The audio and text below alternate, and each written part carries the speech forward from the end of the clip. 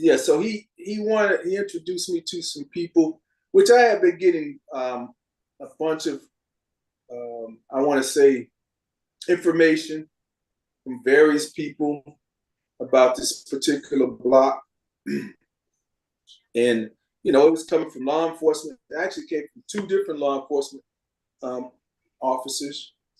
And then there were some people out from the block. And then here comes DeAndre with the same thing, right? You guys there? I'm here. I'm listening. So here comes the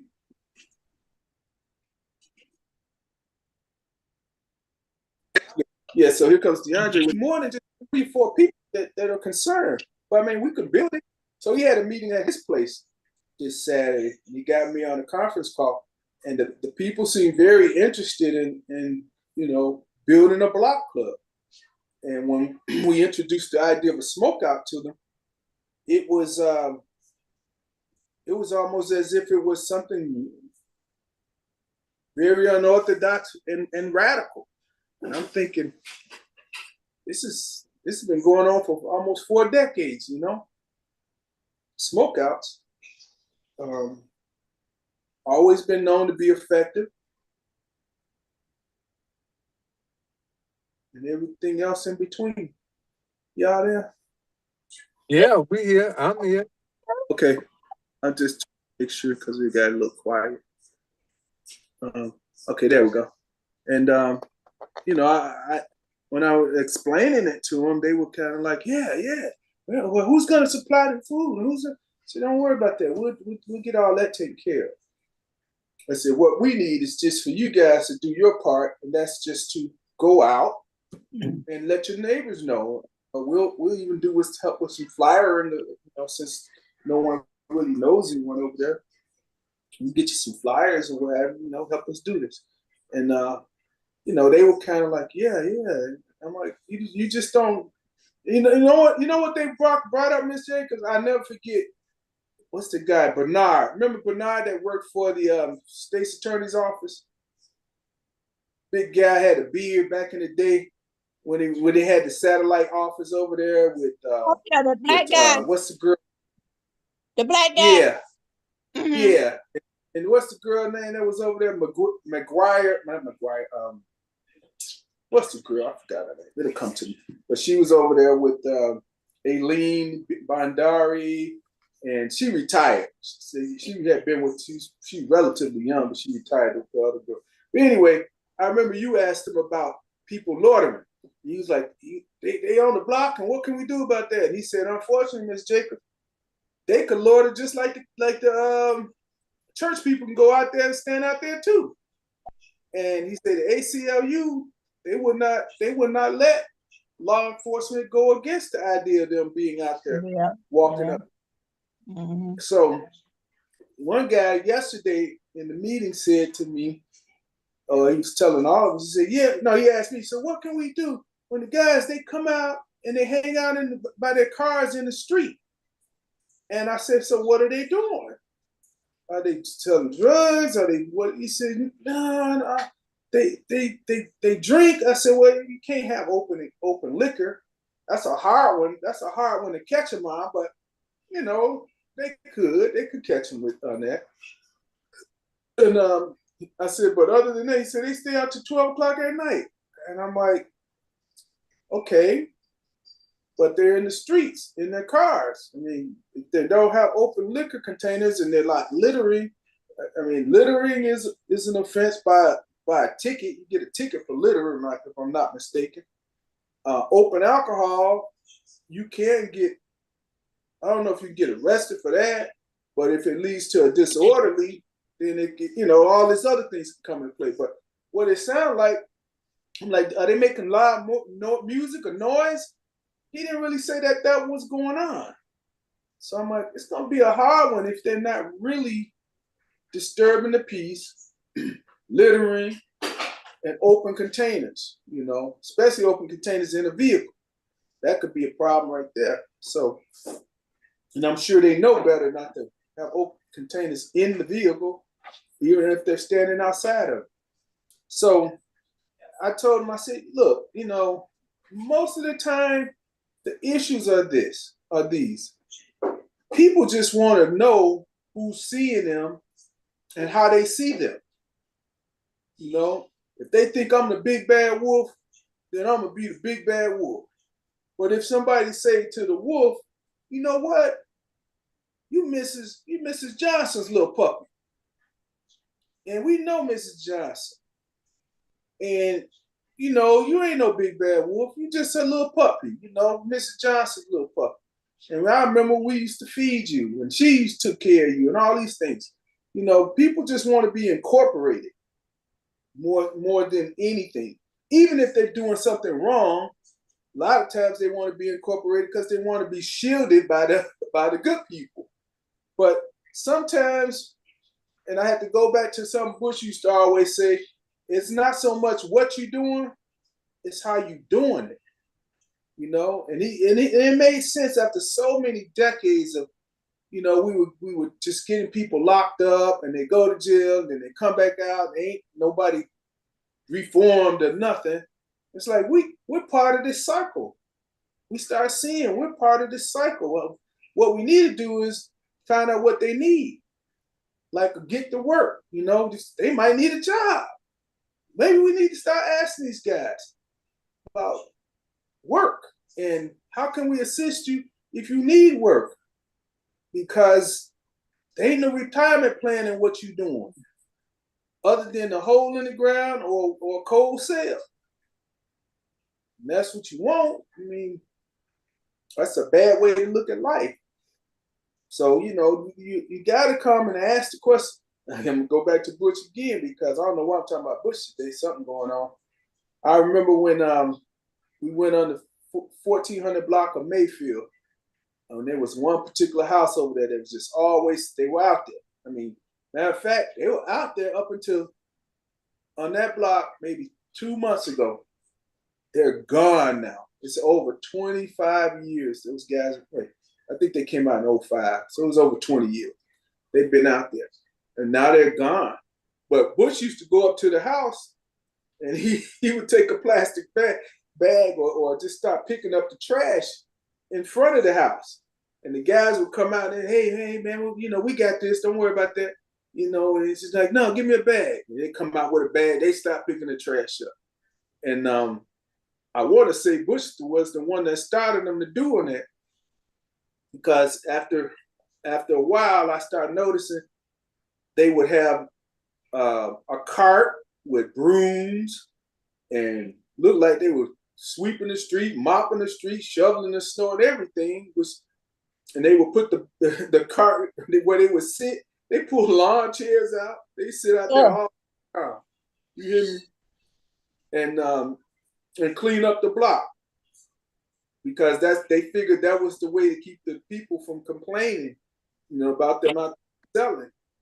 But again, it was a different way of what they were doing, or how they were doing it.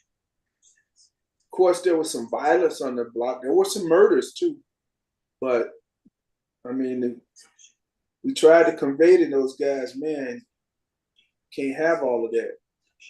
And I guess the one thing that was conveyed is, we can't keep the block all messy. Can't have trash everywhere. Can't have all this loud noise. Can't have the violence. I think the violence really disappeared within the last, I want to say, 7 years, 6 years on that block. And they were keeping the trash up for the last 10 or more. And then Is that the house? Is that the house we went to court and they told her if she didn't get those peoples out there, they were gonna take that house? Is that the house? That's down the street from that house on the same block, on the same street. That's at 1300. Okay. 1400. That's the one when we did our first, I want to say Peacemakers did the first action. Yeah. It was over there. We had the stage and I brought the popcorn machine out. Yeah. Miss Hall was alive back then. Right. Right. With the poor ponytail. And it started raining. Butch was on the stage doing his speech. You know, we had a makeshift stage right there on the block. They had got the block. They had a block. They had not had a block party in almost 10 years. You know, at that time. Yeah, it was 2015. Sure was. Because I know they started out there hanging out around 05. And it had been 10 years they did not have a block party. But nevertheless, so we all out there, everybody's out there, a lot of peacemakers out there. We brought everybody help. I'm serving popcorn with my back turned to the west, and the corner of Hirsch and Mayfield. And I look up, I turn my head and I see Miss Hall in between like 4 or 5 big guys, big old dudes. She's like, "Get your ass back, get over there, get on." Kicking one this way, she pushing the other one that way. She kicking them, pushing one down towards the 1300, pushing them back, you know, on the block they already on. And then she came over to me. She said, "Yeah, Steve, you know they about to start shooting right there." I was like, "What? And you ain't saying nothing?" She said, "Nah, I got this handled. I got this handled. They know my plan with this." And she said, "Mama ain't playing with them." She said, "I'm gonna go down there and check them again in a minute." I said, "Well, hold on, Miss Hall." No, they know I don't play. So I'm sitting there going, why were they about to shoot? She said, "Because when we shut the block down, those guys had always had an agreement. When people come to buy, whoever goes north of Hirsch, they go to them. The black people that had the block shut down. Mm-hmm. Then anybody that come to buy that comes to the south side of Hirsch, that's their guys or whoever, that's their customers. And since the block was shut down, people were still buying, I guess, and they were coming back to the corner that they weren't supposed to come to. And the other guys saw that, and they were like, "Hey, you know, Miss Hall," she said, "Hey, we don't care about none of that. Y'all got to go back down to where you at, or you come out here and get some popcorn and food or whatever, and chill out." So it was just a crazy moment just to see all this activity. And then I got my back turned, and I see her kicking these dudes and pushing these dudes like she's like in the middle, like they had huddled her. She's like, and they literally left when she stopped pushing them back across in the street, and then kicking the other ones back the other way. I'm like, what is going on here? And she come and tell me they about to start shooting. I'm like, you yell out, everybody duck. But I mean, everybody wants to be involved. Yeah. I just think they adopted things that they become so used to, they don't know what normal is, you know? Yeah. And I'm telling you, I've been seeing the evolution of this with guys. Over the years, I mean, when it first jumped off, like the 80s was people say the 90s was the biggest drug period. And it probably was by the book. But I think so. I think the 80s, because I saw it. I saw too many people. You know, I saw how the gangs kind of evolved. When I was in school, it was all about the colors and your area. It wasn't even about your block. It was about the colors and your area. And then it changed to territorial stuff like blocks. You know, this is my block, and you can't be on this block. Then the colors started disappearing, and then people that were in the same gang, or what they say called nation, they started fighting each other over territory. And I'm like, that we never seen before, you know. That wasn't like that. It wasn't like that around 16th Street, was it, Tiny? They weren't fighting drug territory back then, were they? No, it wasn't. But see, like gang crimes, they set all of that stuff up. They created those kind of things that were going on like that with the gangs. Right. You know? Yeah, I could believe that. I'm not saying that guys probably didn't sell drugs back then. Right. But most of the time, the gangs were against the drugs. Yeah, I could believe that. Right. You know? No, it's just it's just a weird evolution. How did we get to this place? You know, now we've gotten to a place where guys that want to sell drugs could open up their own business. You know, but they're not letting them in the market. They're not making it easy for people to get a license to sell marijuana, and it wasn't easy from the beginning. So I was told by chief of police from Boston or Cambridge, Massachusetts. He was the chief when they had the Boston Marathon bombing. He told me he was there with me when at Malcolm Crawford's place when Pritzker and a bunch of others signed the cannabis bill. And I asked Bob Haas, which is the chief of police, I said, hey, you ever seen anything like this? He goes, oh yeah, we had this happen 7 years ago in Massachusetts. And I said, so how, you know, what's going to happen now? He goes, well, the first thing you're going to notice is a real big uptick or big, you know, movement towards more violence on the streets because the markets will start to shrink. The street markets will shrink. So everybody going to start fighting for, you know, position. He said, the second thing you're going to see is that's going to die off, and then all of the users are going to start buying weed from the cannabis stores, and the dealers will lose their customers within 7 years. He said about 6 to 7 years, the dealers start losing their customers. And I said, wow. He said, yeah, that's in the market, that market it'll go different. And I think that's where everything's going now.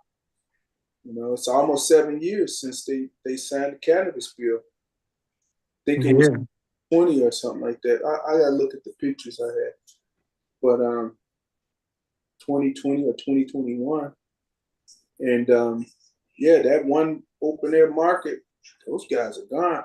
Although they did get a camera after pushing Chris Talaferro for many years to do it. And then they pushed him they moved to the corner, and then they went around the corner. Then I told Chris, I said, hey, why don't you get a mobile camera and just keep following them with the mobile camera till they get tired. Nah, they can't do that. They'll damage it. They'll vandalize it. I'm like, nobody's vandalizing police equipment, man. They know that's more problems. They don't want that kind of heat. You know, they don't want those kind of problems. They just but they still selling up there on Madison and Pulaski. Oh, well, let me say this about that.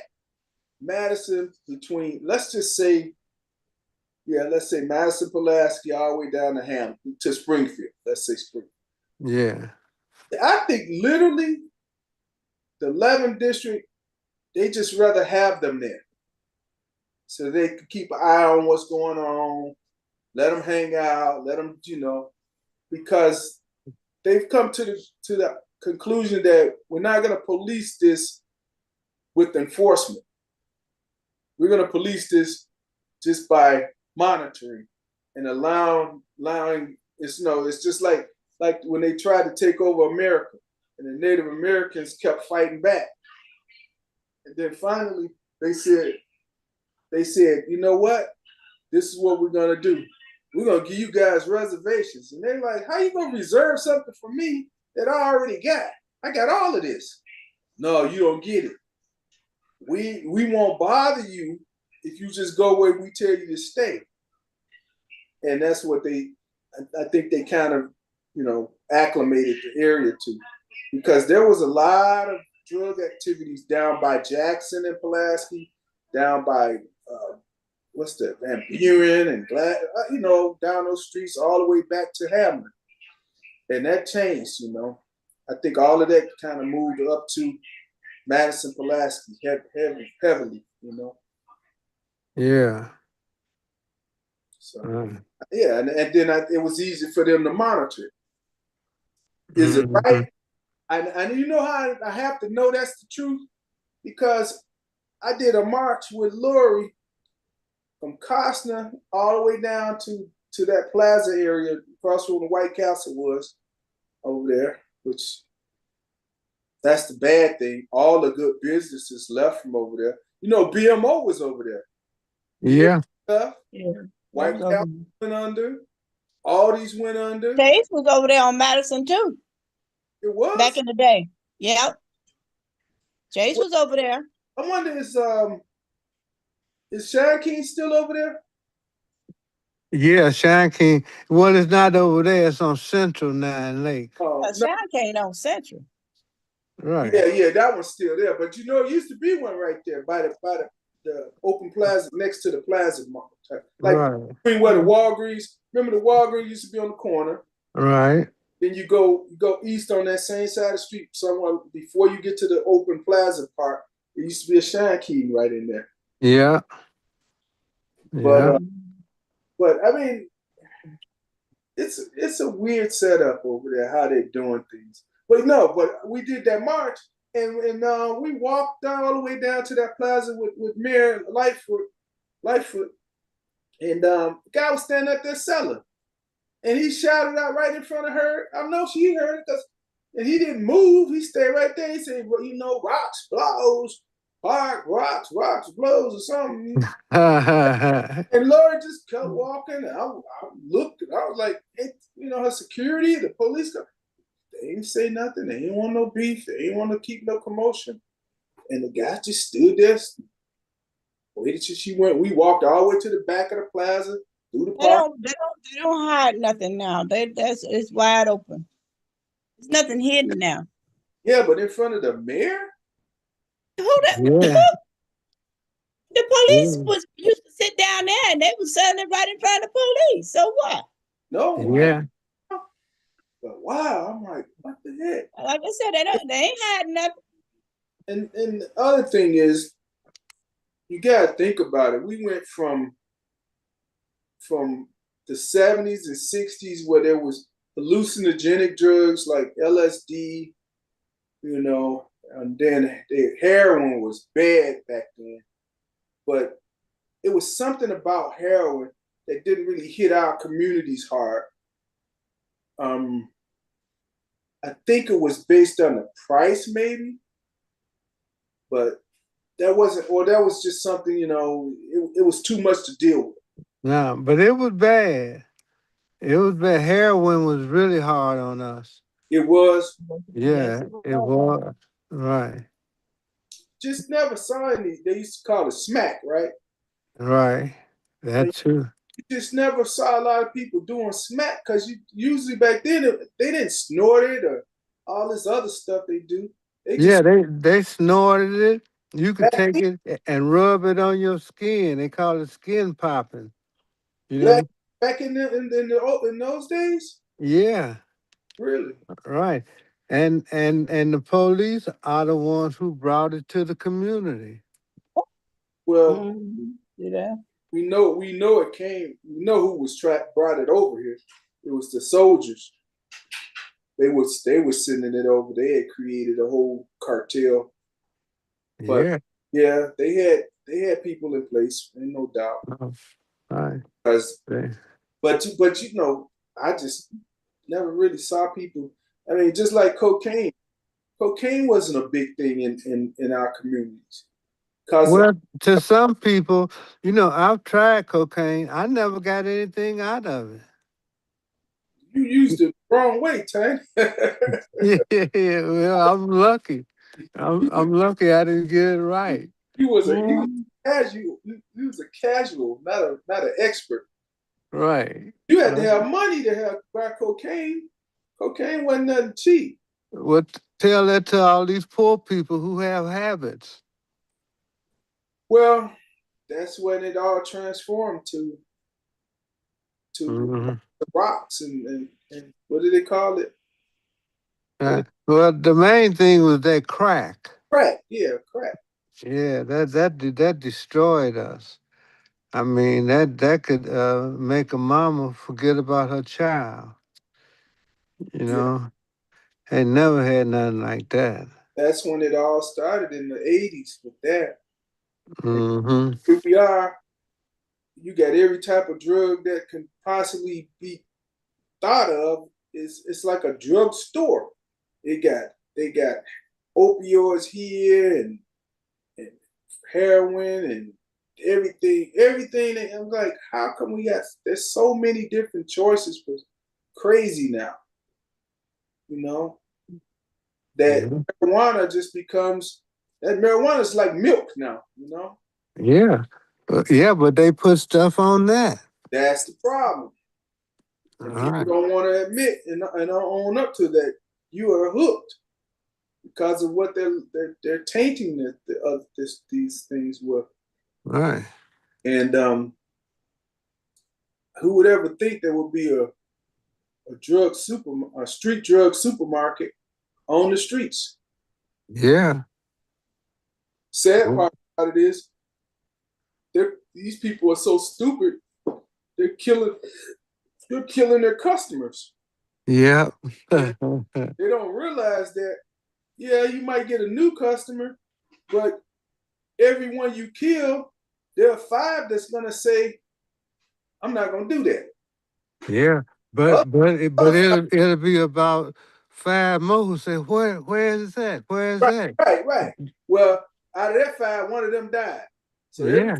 so those numbers are getting bad on the people saying, "Where is that?" Yeah, but they still want it. They want that killer drug.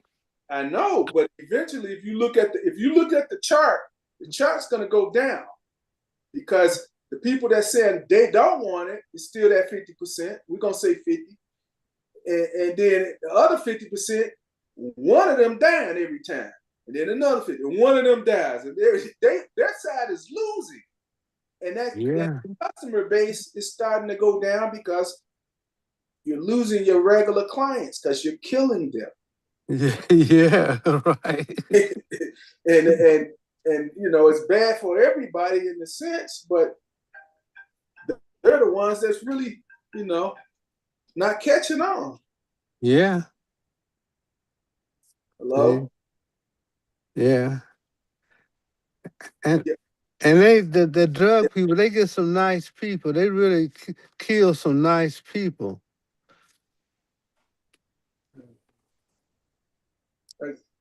Okay. Yeah, we talking about stuff. Anyway, yeah. Steve, how is Linda? I haven't heard anything. Really, I haven't heard anything. DeAndre told me a week ago that she was off the ventilator. I think that's okay. But I don't know. Venus was probably more close to the situation than anything. I just, yeah. Well, I think I'm gonna go see her next week. You are. Yeah. Right. Where is she? I gotta make sure, but she's in a hospital.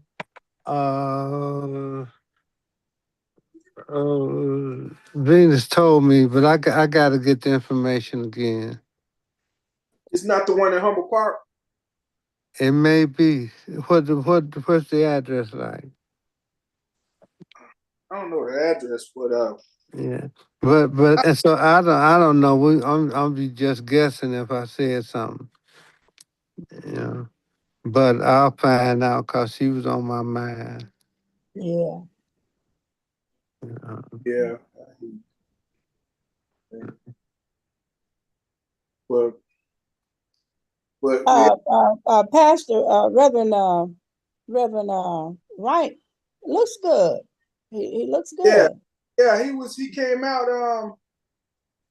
He came out to the dinner at the church that the different churches had last Sunday.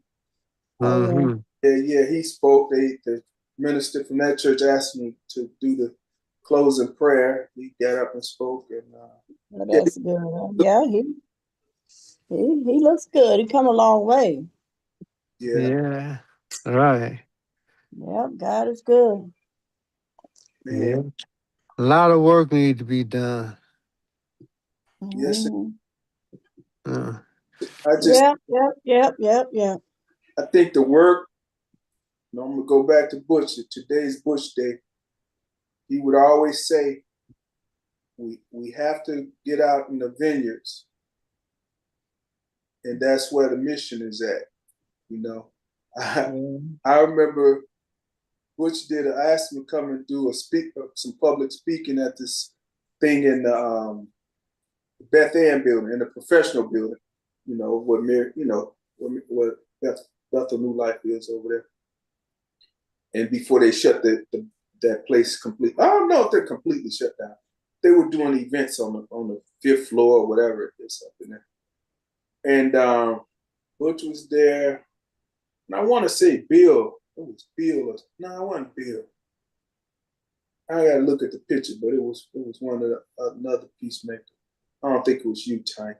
But which guy first thing he got on the mic said was, "Lord, my Lord told me, nigga, get out in the vineyards." And I said, "Whoa." Look around, there white people in there, and I'm like, "Whoa." I said, and then I was standing next to him when he's on the mic. I said, "Excuse me, y'all, but that's the way his God talked to him. That's all he get." And I was like, "Man, I ain't never heard nobody say nothing like that on the mic." And but it goes back to where we really have to be in the vineyards, because the grapes need to be harvested, and they need to be, I don't want to say purified, but directed in the right direction. Because right now, I don't know what the young people, man, they wanted it, but they don't know how to put their hands out to receive it. And we, being that we know a little more, should know how to give it so that they can receive it. And how do we do that with the masses of amount of young people that are out there, which are already preoccupied with what they claim to be their lives and the internet, because that's really what it is. They live their life through the internet. How do we capture them? How do we get their interest? How do we get them indoctrinated into understanding that the torch is lit and it's time for you to grab it? Don't be afraid, it ain't gonna burn you. Just be ready to take the torch and make sure it stays, that the light is constantly on. Don't let it go out. That's the key. That is the key. The event that I lost again. What's that? What you gonna say? What you about to say, Miss Jacobs? I was about to say, oh, you hear me? I hear you. Oh, what was that? Friday when I went up to the Spiral, when I had got an invite at BMO. Jonathan had invited me. The different young people business that had little organizations and things. BMO had how would they say it? Had what would they call it? Funded them for their businesses. I think it was about 6 people there. BMO had funded them for their organizations. Okay. It was a lot of young people there, had organization. It was really nice. I heard there was a nice turnout. Miss Moore told me. I told you we went to go see Miss Moore. Oh, Tiny, did Miss Moore call you? She did. She did. Okay, did you all connect? Yeah, and I told her as soon as I have access, I'm gonna take her and some more people into the building. Let her see what we're talking about. That's good.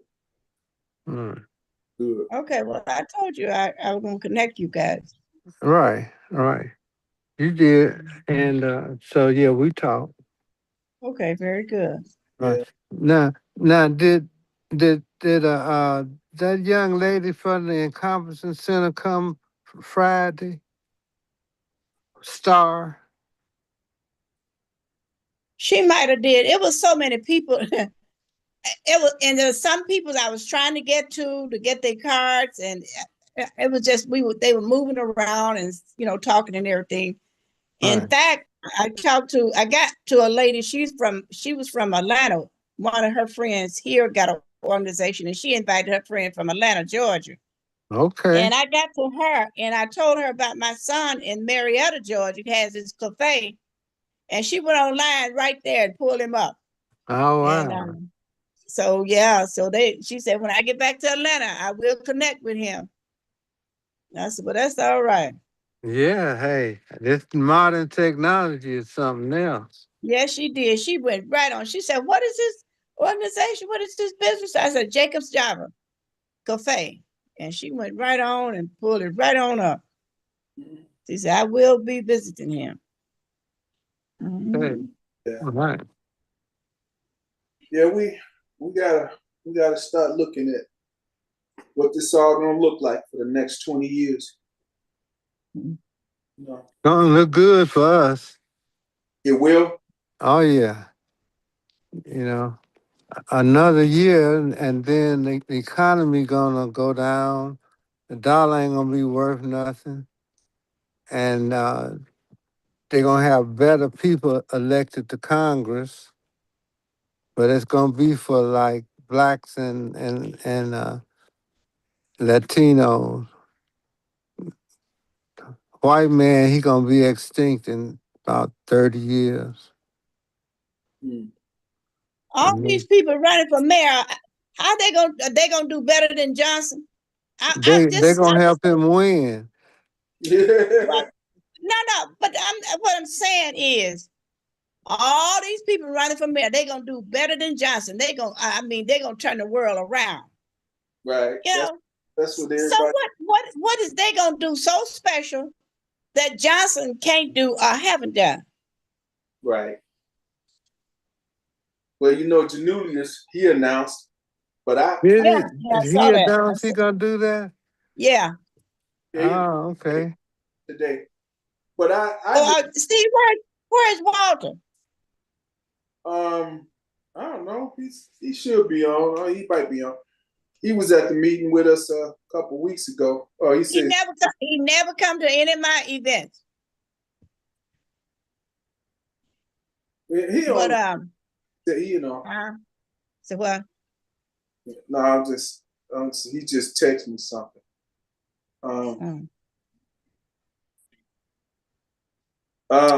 No, we had a meeting the other day over in Gilwood, and he invited this Flip Red girl that's running for mayor.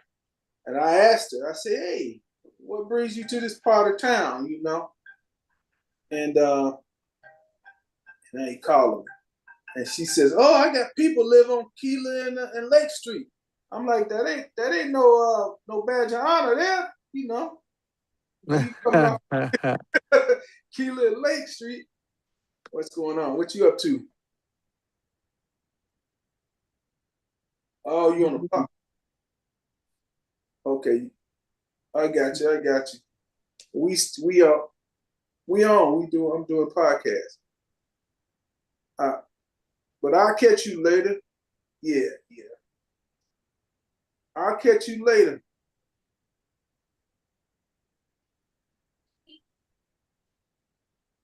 Right. I know. Let me get back on. Okay. Let me get back on. All right, later. So long story short, yeah, he calls the girl out. I forgot her name, but somehow they put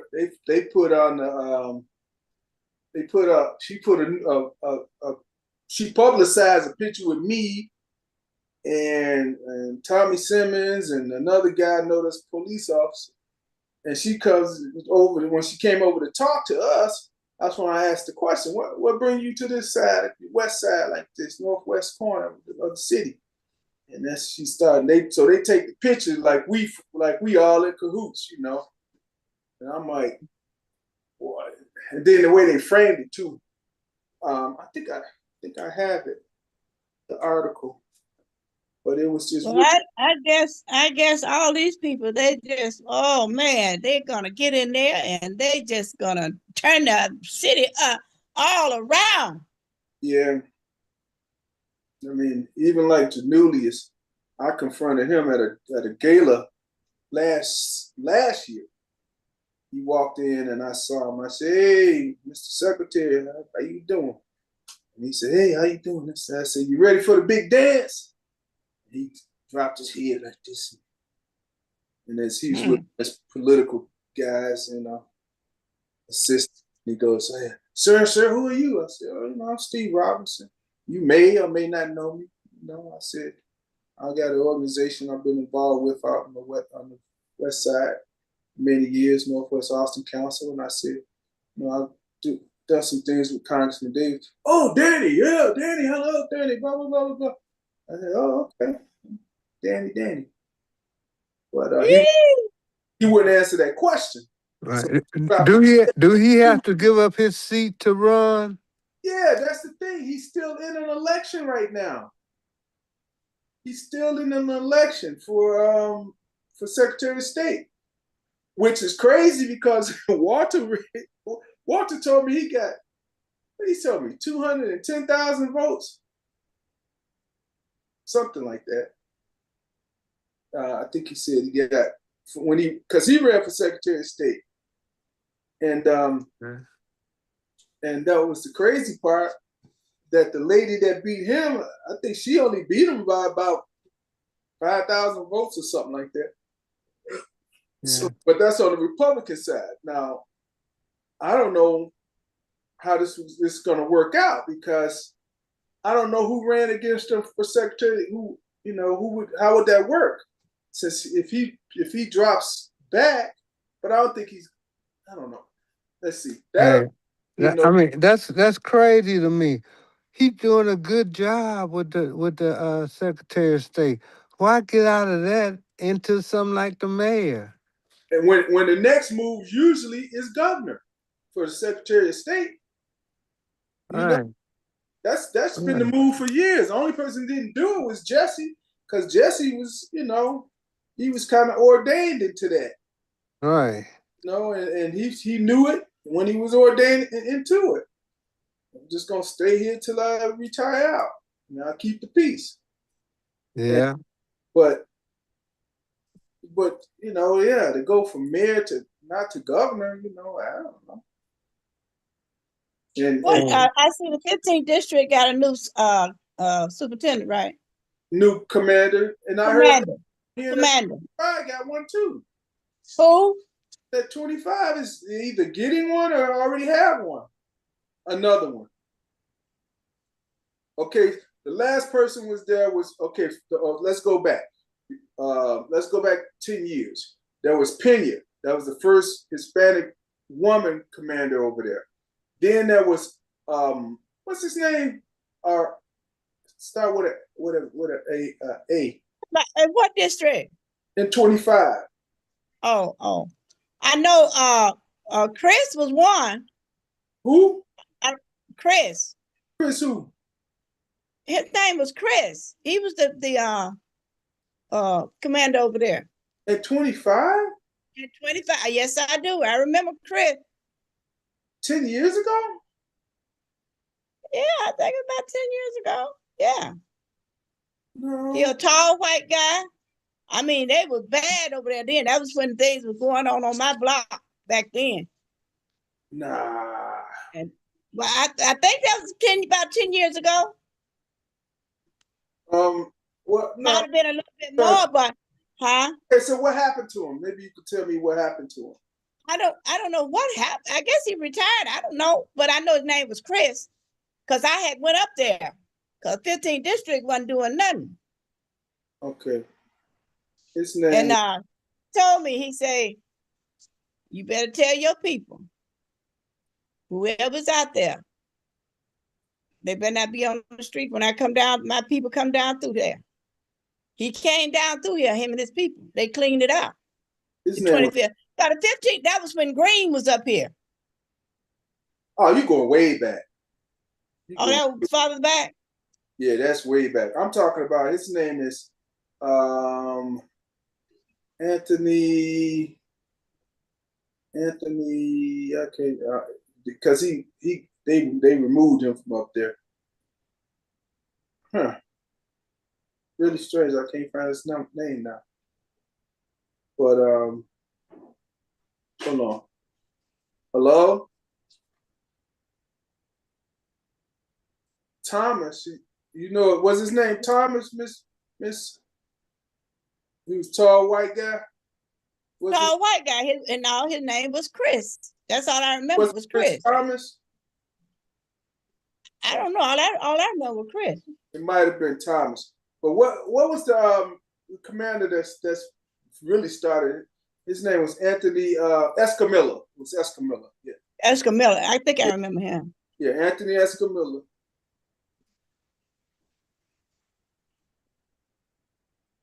Right. Everybody was Hispanic, I guess. So it must have been Thomas. That's what Mr. Glover said. Yeah. Maybe it was Chris Thomas. But then after that came Pena, then it came Escamilla, and after Escamilla came Gutierrez, and then came Gutierrez, and then after Gutierrez came Perez, and then after Perez came, yeah, he was the last white guy. She said. I think I dealt with Gutierrez too. I think from the 25th. Then finally Altavertes, he's there, and I think he's gone now. I think Tommy was telling me that he's gone, Altavertes, and it's kind of strange because it's barely a year, you know. It's barely a year for him. It was pretty much a year for Perez, but you know I can tell you this much. It used to be a thing where the 25th district, they were the big turnaround, district. You would always see big turnarounds, in that district. They got his name. 25th district used to be rough. Yeah, his name is Federico Andeverde.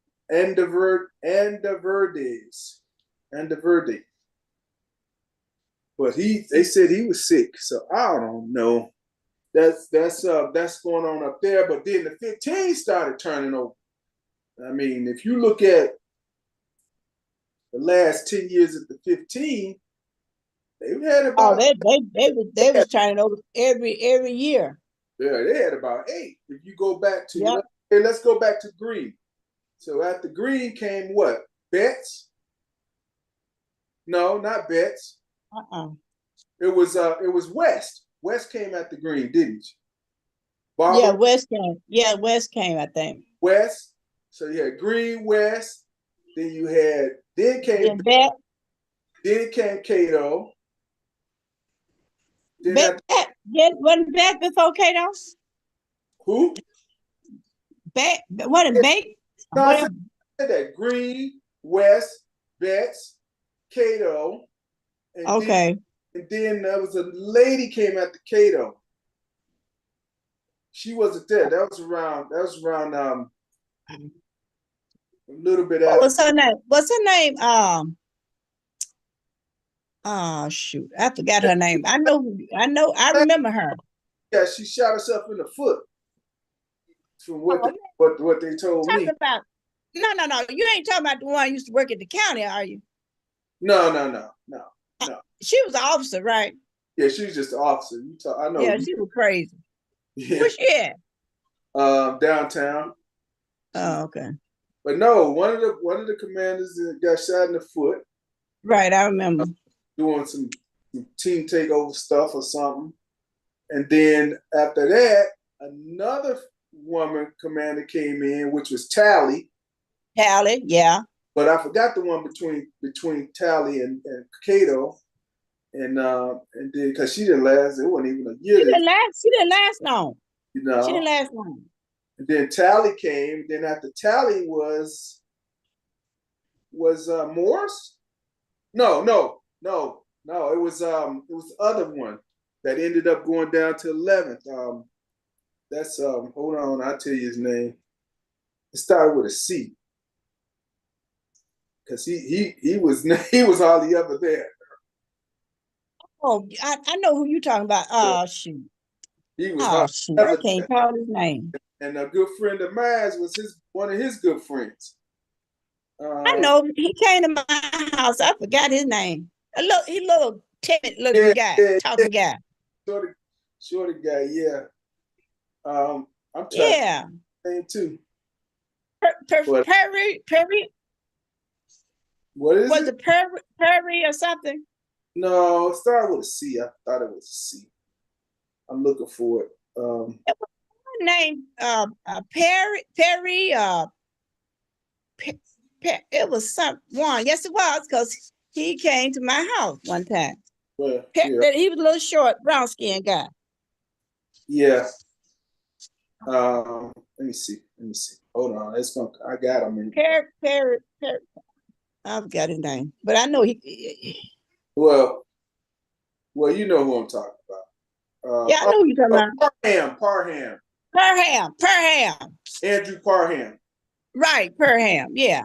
So Parham came after Tally.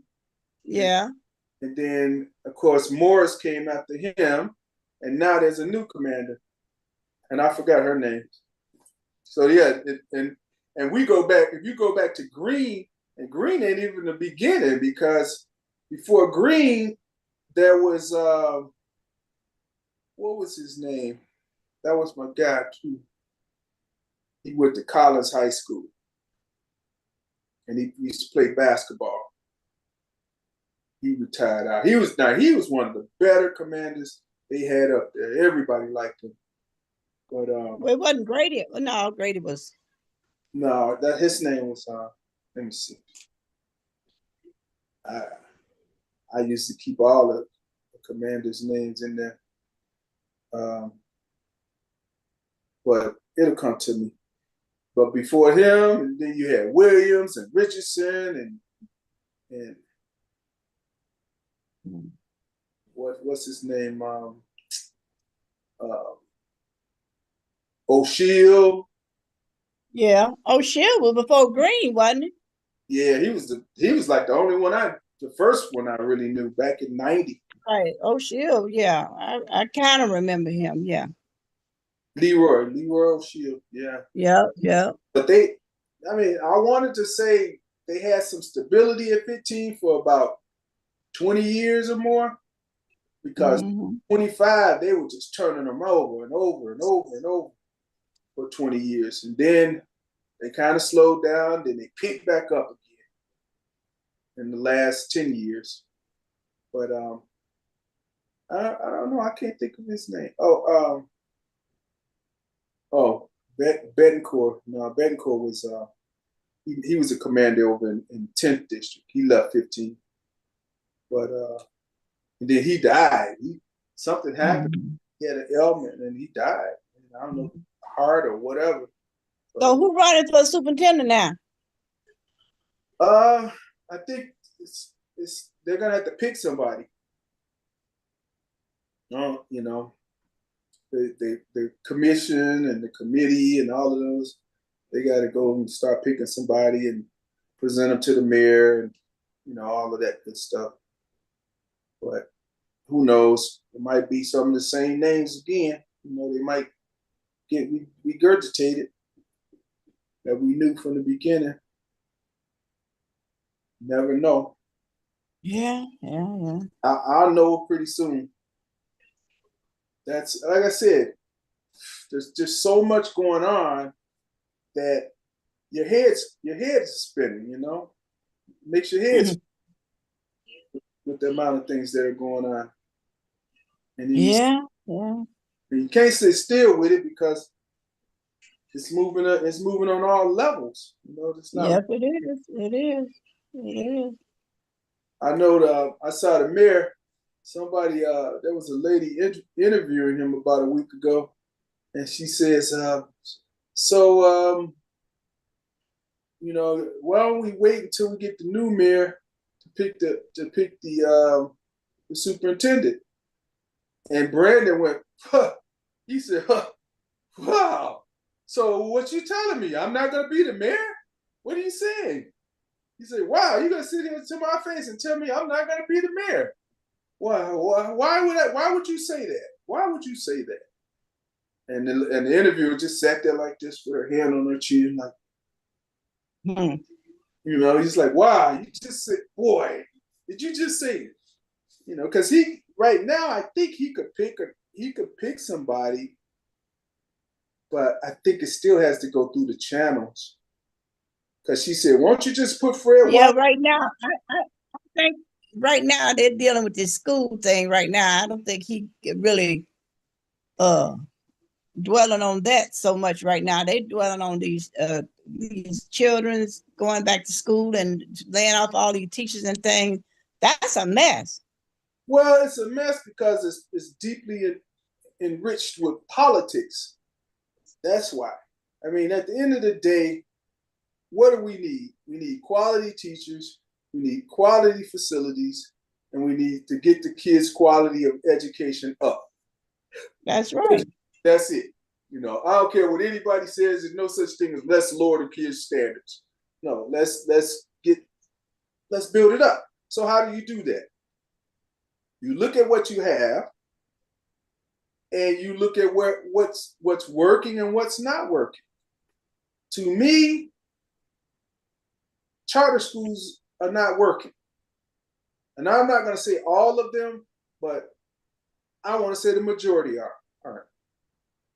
Because if you could send somebody to a charter school and say they don't have to have X amount of credit hours, I think it's like you can have 4 credit hours short of what regular schools, and you graduate.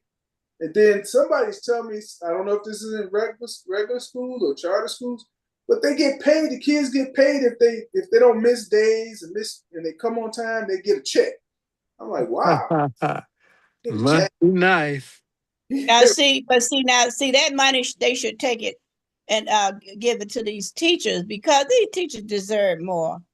Anytime you got to, in fact, they even said they were going to have larger classrooms now. They're going to have like 40 in the classroom. So okay, so again, why are we going back to something that they said didn't work when I was in grammar school? They were like, oh, we got 34 kids in the class. We're only supposed to have 27. We're only supposed to have 26 or something like that, 26, 27. So I'm thinking, wow, this is why I can't learn what I need to learn, because we got an extra 7 kids in here. Well, let me point Make a difference. Yeah, this one making a lot of noise. This one right here, yeah. But I'm still like. But see, they need to put teachers' aides back into the classroom with the teachers, because these kids now, this is a different era of kids. They don't need no 40 kids in no room. They need to put the teachers' aides back in there with these teachers, because it takes 2 people now with these kids. But again, what's wrong with what they told us 50 years ago, 40 years ago? But it's a different day and time, Steve. These are different kids from when you was in school. Yeah, but the teacher cannot teach these kids now. These kids now cannot sit down, huh? More than what was needed then. Then they were saying if you only needed 27 or 26, that's what the normal amount should have been. But I remember being in classes where they were like 34, 32, 30, maybe even 37, maybe. But okay, Steve, then you had strong teachers. No, they were complaining then. That's what I'm telling you. I know, but they were stronger then than they are now. They might have been stronger, but they were sure complaining, because me as a student shouldn't have been hearing that. I remember a teacher saying it. Good evening, everybody. Good evening. Hey, you got to also understand that back then, the policies, the laws, and the parenting was different back then. You know, Yeah. nowadays, well, we had some teachers back in the day would whip our butts with that ruler, Oh or, dear. or they call your parents and you're gonna get a butt whipping and you're gonna sit Yeah. down. But nowadays, parents are not like that, and Oh. and because of the laws and the policies, you can't touch nobody, kid, and kids know that, so they're gonna push the limits. And Right. as far as excuse me, as far as the kids getting paid, those are in alternative option schools where they get paid for attendance and grades. And most of those kids that go to alternative and option schools, they have IEPs anyway. They're special education students. So most of the time when you get put in those schools, you can't attend the regular high schools Mm. because they can't accommodate your social emotional disabilities and your behavior How, disability. how many of these optional schools are there in the city? Oh my God. Alternative. There are quite a few of them. I know some of them got closed down at the end of this past school year, but yeah, it's quite So, a few. I can't even name all of them. so what's the difference between a alternative school and a charter school? The difference is charter schools mostly are owned by different entities, different corporations, when option Mhm. schools are still up under CPS umbrella. Okay, so the state doesn't pay for charter schools? I mean, they could get some state and government funding, but I'm saying most of the time, different corporations own those schools. Those schools are not owned by CPS. Okay. So would you say there are a large amount of charter schools also? There's quite a few charter schools now as well. Okay. Yeah, So do so that kind of leads to where we're at with schools like Austin. Somebody was saying that there's only like 30 something students showing up. yeah, not just Austin, Manly. Um, I think they got about 150 students. Yeah, but I Um, I heard they're not even 50, probably 50 are showing up at Manly. yeah, Austin, Manly, Frederick Douglass. Marshall don't have a large amount. I heard they were only like at 130 something, 180 maybe. It's not like it used to be. That's Right. true.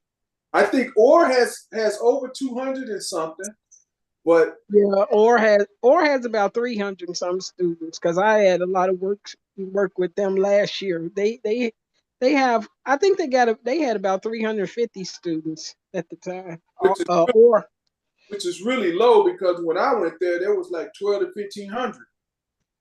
well, yeah, back then everybody was going to school. People were going to school back then, but Yeah, then, in fact, like I keep saying, this is a different era of children.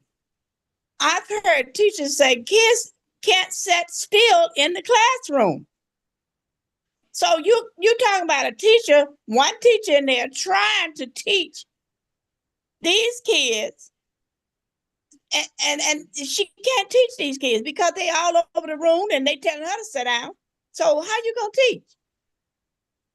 that's Yeah, true. That's No, true. you have to make learning fun. You have to set them up like in little groups and have them doing different little things. You Yeah, can't teach them the old kind of way. You got to yeah, let them keep get them involved engaged. with it. Yeah, keep them engaged. Attention deficits. People can't pay attention. You need a Yeah, lot of that's you these need a kids now. yeah, yeah. you need a lot of visual aids because a lot of colors That's and right. different things, get their attention. It's not like when we used to sit there and we open up your book, turn to chapter 12, and then Yeah, you take yeah, the first yeah, paragraph, Look, somebody else take the next paragraph. It is yeah, no reading like that. but And you and yeah. they got tablets now. They Yes, but don't. sir. you know what? I don't know why everybody here gonna pretend that there wasn't no kids that wasn't rambunctious and out of whack when they was in, because they sure were when I was in grammar school and high school too. I could think about it. We always had somebody out there clowning, and they really clown when there was a substitute. Well, I used to beat my kids, and I find that kids, if they like you, they'll let you discipline them.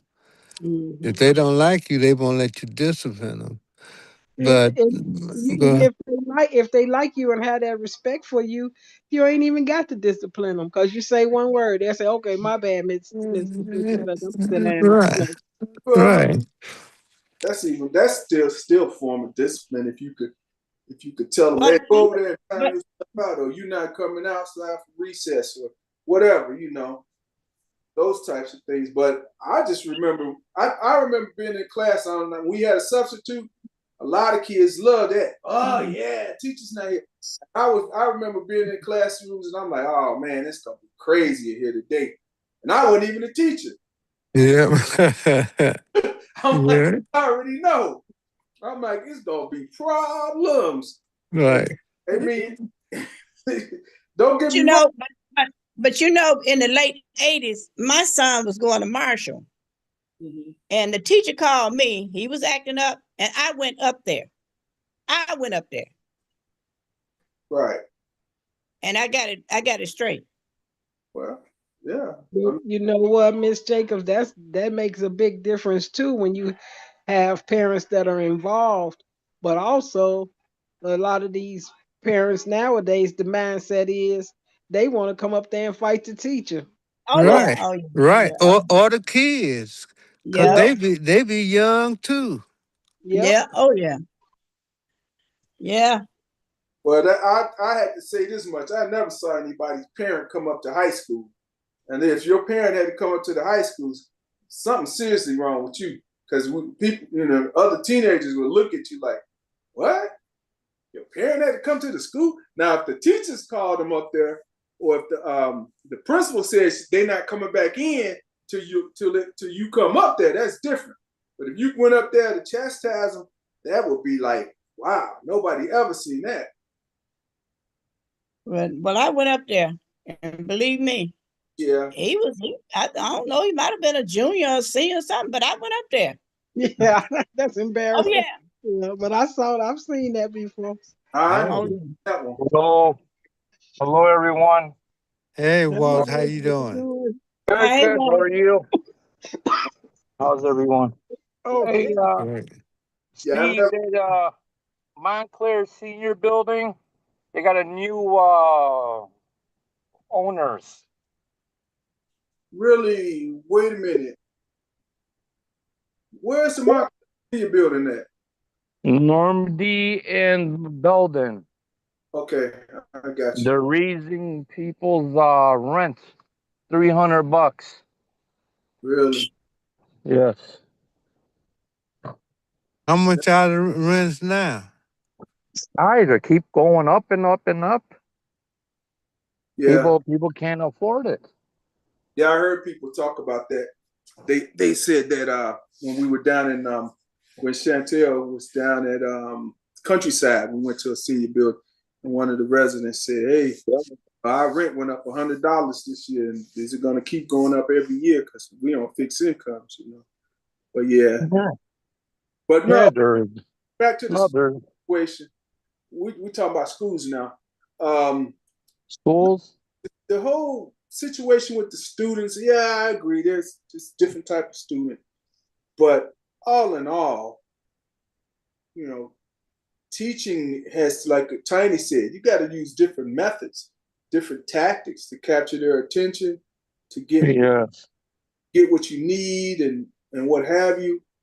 Because I don't see going to 40 students when like I said, 50 years ago they said 34 was too many. So Yes. it's supposed to be a 26, 27, mix like that. Again, I was saying I'm not a big advocate for charter schools because they take away from the local school. now I was talking to some people in the community, and they said, and some graduates from Austin that graduated in the 60s, and they were like, just tear it down. It's wasting money when you don't have you got more school than you got students, and you got to pay for more staff than you have students, and then you got to pay for the heating and the upkeep and everything else. And it's like, just I graduate. That's my alma mater, but why don't you just tear it down? Which school was that? He was saying Austin High School. Okay. I mean, what happened to the students, or are they going to charter schools? Well, I mean, first of all, birth rates are down. People are not having kids like they used to. Secondly, a lot of people have moved away from the communities and the city. Third, Well, why is that? Economic and affordability. schools. Then too, now, a lot of that too now with these schools, when they started busing these schools over to somewhere else, when they should have kept them here in this community, in their own community. That's another thing, but then let's look at this side of the coin. Would you rather for your kid to be bused to a higher learning educational institution where people are learning and getting better grades and have better teachers? Bring that higher institution of learning or whatever back into the community where we live for our children. Right. That's what I'm talking about. Keep it here in the community and work with the community instead of sending them out somewhere else.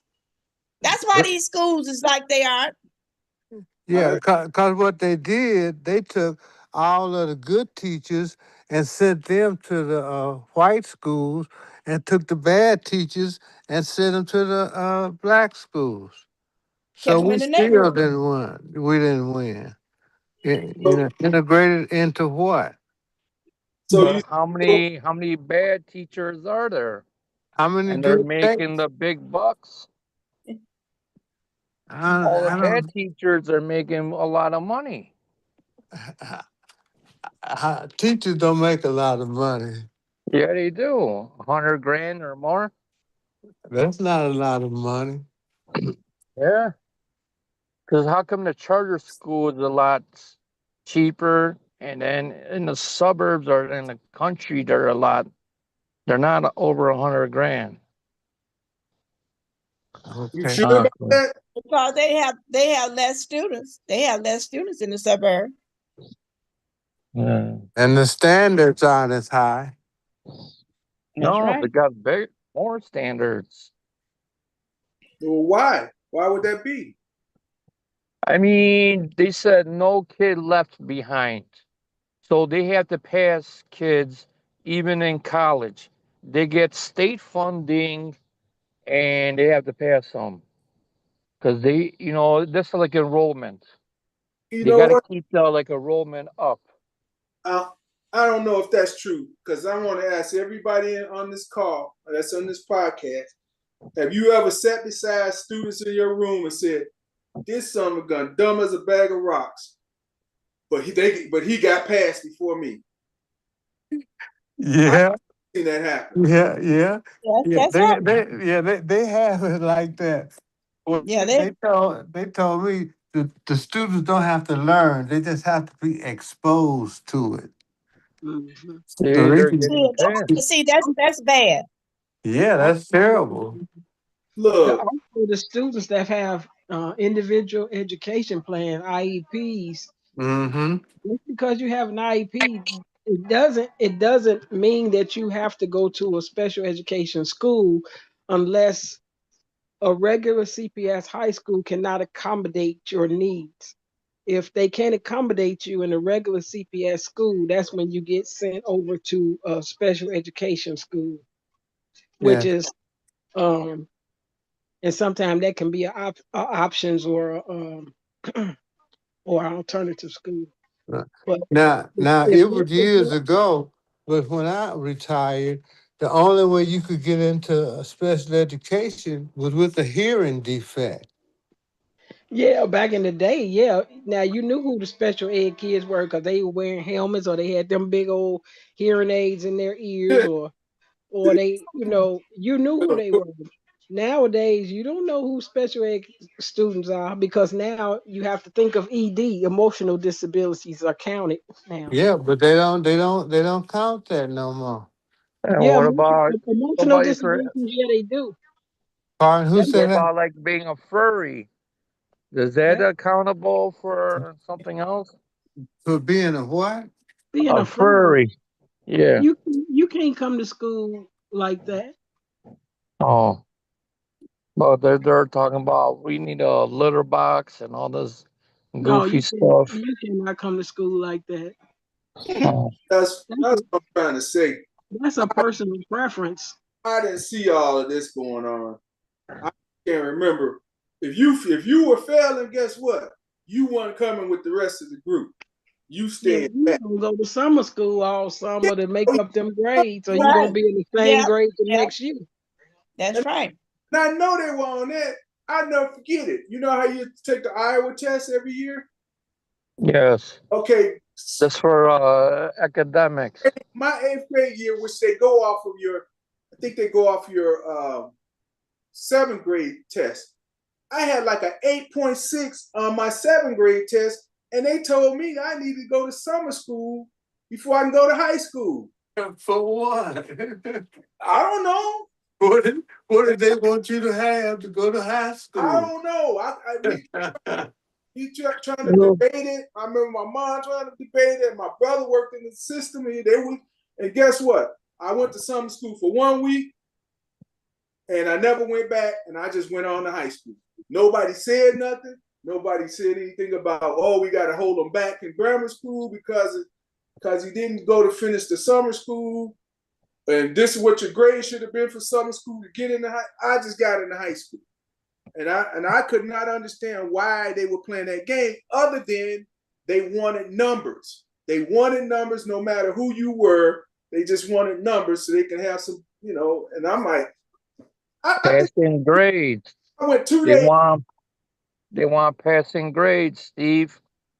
Yeah, but I wasn't failing anything. I didn't fail, Oh, and then it just didn't make sense.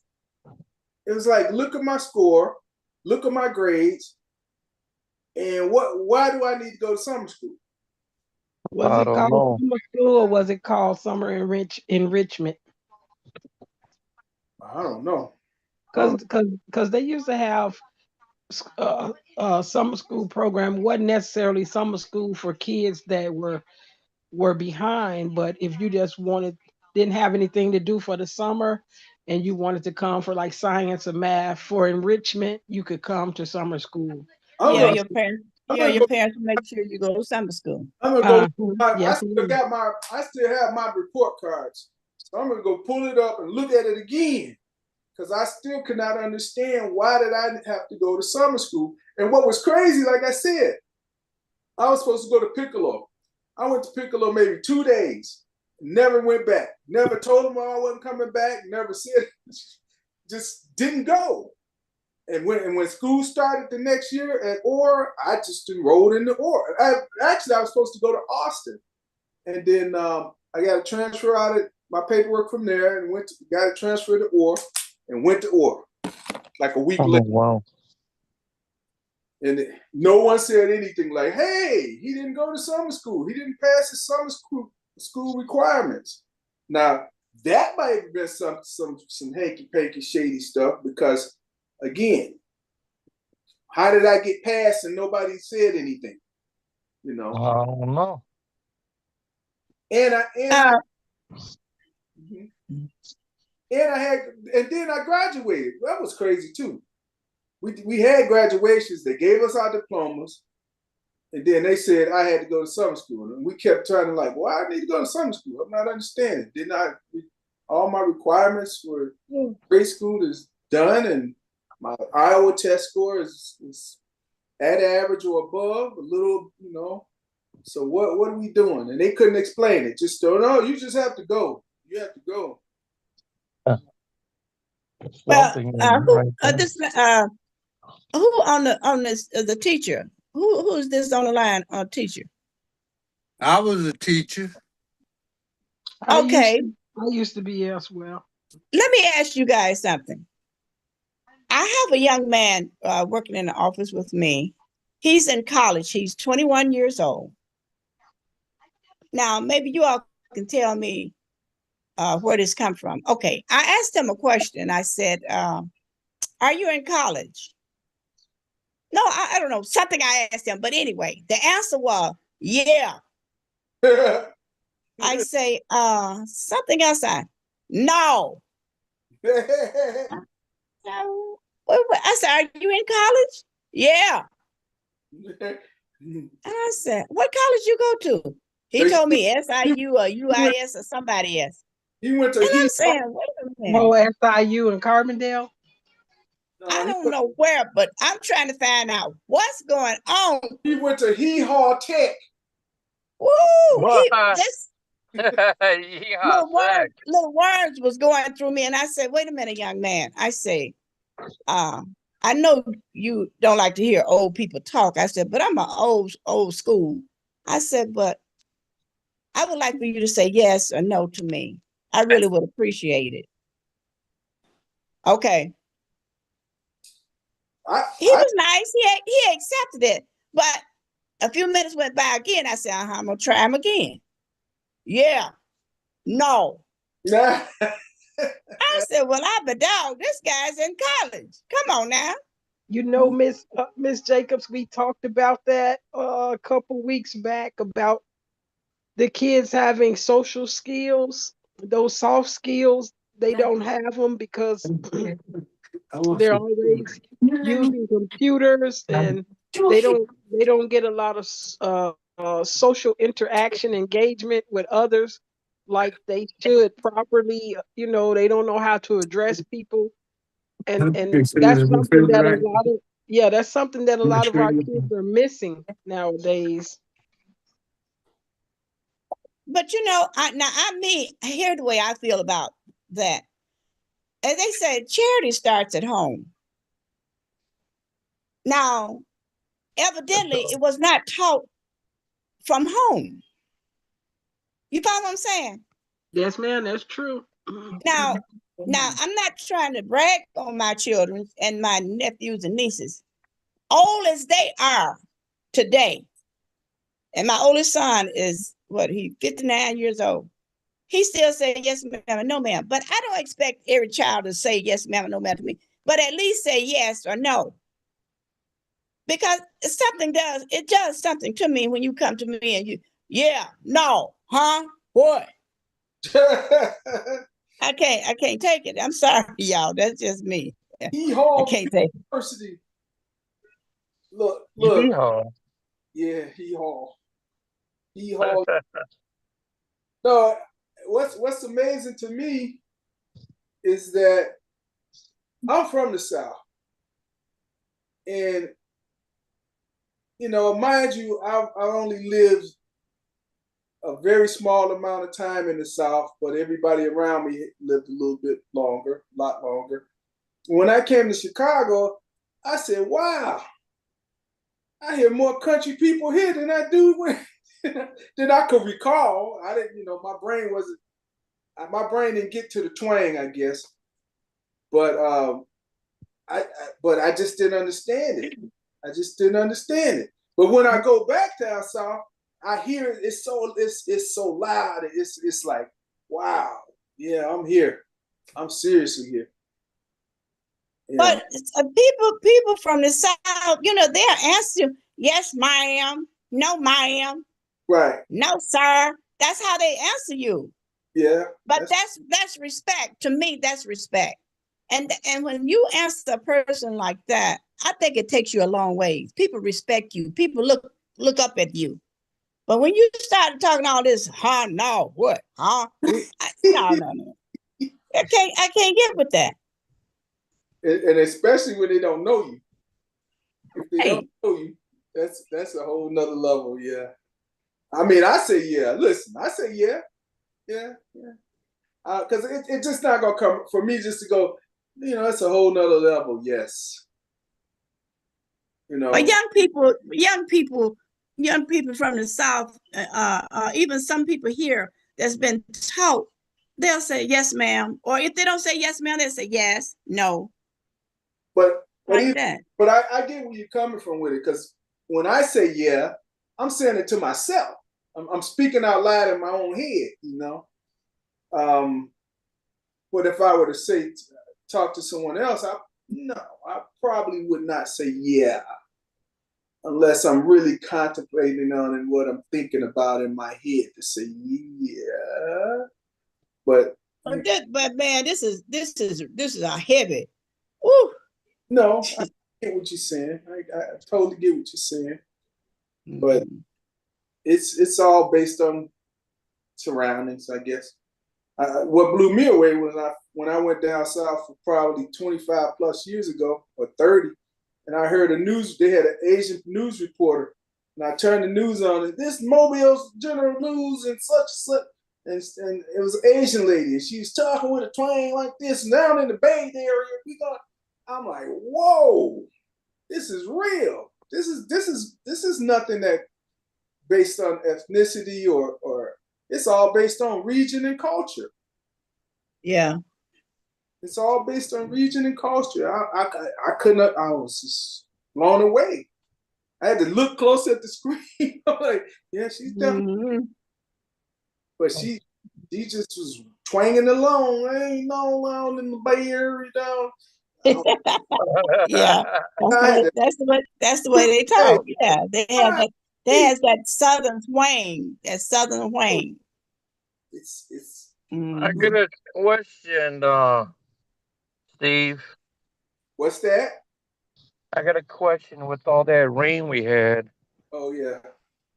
I seen the water wreck is giving out barrels now. They are again. Yeah. Yeah. Well, the reservoirs are. I think one is at 36% capacity. No, that's 36% filled. I think. I don't think that's how much is left. And then there's 51. Other one's like 56. 56 is the Thornton, and 30. No, Thornton is the 36, which is way outside. And then the closest one that we use is McCook, which is at 56, which isn't bad. So what happened to the water? I thought it was 90%. It was. Remember, they started pumping it back into the lake. Oh, wow. Yeah, they pumped it back. And the problem with that is it upsets the wildlife, because a lot of different bacteria and stuff is in there, and the wildlife can't live with all that bacteria. But yeah, the water has been the rain's been quite a bit of an issue. I mean, did they clean the water before they released it, or no? No, they clean it when it comes back to us. Oh, okay. Right. That would be quite a bit of water to try to clean. They're just dumping it back. But what I was gonna say, this is the thing with the rain. Have you guys noticed how the trees are just so full, and they look like they're just overloaded? And then all of a sudden, in so many different areas, you see trees just everywhere on the ground, big branches. That lightning pull them up out of the ground, big trees, the roots all the way up out of the ground. But I'm saying it's not just in the tornado paths. Remember, there were 7 tornadoes last week. 7. Yeah. Yes. Get this. I think a lot of these trees are top heavy. Well, you know why they're top heavy? Because of the rain. They gotta cut these branches down. Well, that's the other part. They're not being maintained. When you get more rain and sunshine, you get more growth. No, but it's been going like this for years and years. Yeah, but they've been done it last year, like they used to. Okay, but look around the west side and over in our area. You see trees all on the ground, big branches everywhere. I had one fall in the back behind me, in the neighbor's yard. Then someone came and cut another one a week later because they knew that was going to happen next to the 2 trees fell by me. These the trees next block's over. Because Because I'm telling you, and Mr. Jacobs right too. The ground is getting saturated. The roots can't grab it like you know. Or I always thought Right. when the ground was dry, that's when the trees were more susceptible. But I guess it's when it's moist. When it's You know moist. what I noticed something, Steve? The tree is pushing itself out of the ground now. Yeah, that's because of the growth. So it's just ready to fall, but it's pushing itself out up. No, I'm looking at the big one by my house. It's getting a little shabby here. I might have to go out here and do some pruning myself. I mean, Look, because I got the tree in front of my house. First, it was level to the ground, but now it's like pushing itself right, out of the ground. starting to crown up. But Yeah. yeah, hey, did you guys know that a tornado out in Crestwood, I think it was, it hit the house twice that day? What? The, Wow. Yeah. the path did a loop and it hit it hit one house 2 times. It went through, Wow. looped up, and came back around again. And hit it And again. it pulled the top off of well, the young lady that worked with me out in Hazelcrest put a roof off of her brother's house. Hazelcrest, not Crestwood. Yeah, Hazelcrest. Hazelcrest. It pulled a roof off of his house. Yeah, there was quite damage out in those areas. Yeah. Out in Lansing and Yeah. Yeah. what, Greenwood, Linwood, Greenwood. Wheaton. What? Yeah, I was driving on North Avenue, close to Wheaton. Okay, I want to They had like a tornado. You know what? I had to pull over. Oh yeah, there were 7. I think they said 7 tornadoes touched down that day. Wow. That Tuesday, and they were scattered all over. There were some as far northwest as, where did you say you went? Wheaton, Yeah, a close little to bit north. DuPage County. It was north of that, in that area. But yeah, and that's another thing. We getting these what they call them, mini storms, not mini storms, microbursts. The city's getting microbursts. The suburbs are getting a lot more closer tornadoes. And they didn't get their electric back on until yesterday. What? You know what they call that? The flat plane. DuPage, yes. Oh. Out that way. Yeah, I think, didn't something happen out in Orland or something too?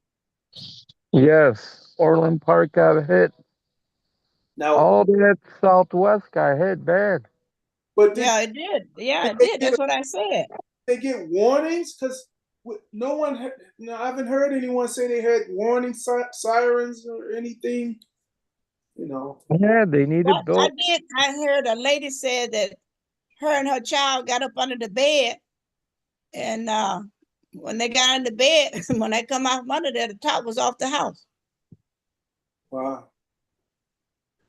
So I think down there by Plainfield South is going to get hit more. Yeah, south. Yeah. You know, Plainfield South, is like South. You said Plainfield. Plainfield is not. It's like Southwest, isn't it? Yeah, but that's like a tornado alley. Yeah, not what just happened last Tuesday. That was all like south. You know, Yeah, that was south. Straight down Harlem, straight down That was Hazelcrest and Markham and all that stuff out there. Cicero, Pulaski, Yeah. Halsted, and whatever, all those streets like there, they go straight out. Western, what's the longest street? Western? I don't even know where Western goes to the suburbs. It goes all the way down. That's the longest street. Yeah, I know, but I don't know Western. what suburb it goes through, man, to be honest with you. Well, no, it goes to the Forest Preserve all the way down south. Right. Did you all hear about a grant for seniors home repair? No, I can't say I have. I heard it on WVON today.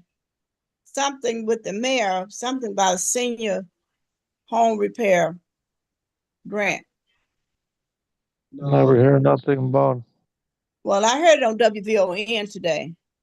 So Maybe I'm going. maybe call 311 and ask.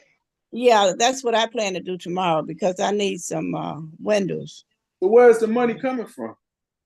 I don't know. They said something about the mayor has some kind of grant or something for home seniors home repair. Well, they're talking about the roof, the porch, maybe it's the porch and roof program, and then but that's always been there. And then they're still talking about money for repairing these basements, from 23 to 24. Well, I told you about FEMA said they overpaid me, and Yeah. that's a mess. Who is this? Jacobs or Ella? No, this is Jacobs. Where's Ella? I don't know. I forgot to tell her. Yeah, I finally met Ella and I finally met Barry. And I haven't met you yet. You never come to any of my events. Oh my God. I'm only one guy. They got to split me up in two. No, it'd be a different time. You just never come. I mean, I got to put it on my calendar. I'm a busy man. Okay. Well, anyway, I'm going to make this announcement to you guys. September, the middle of September, I'm going to have a fall showdown in my lot. And I want you all to come and give a donation and we can have a good time. Wait, say that part again and do what? Give a what?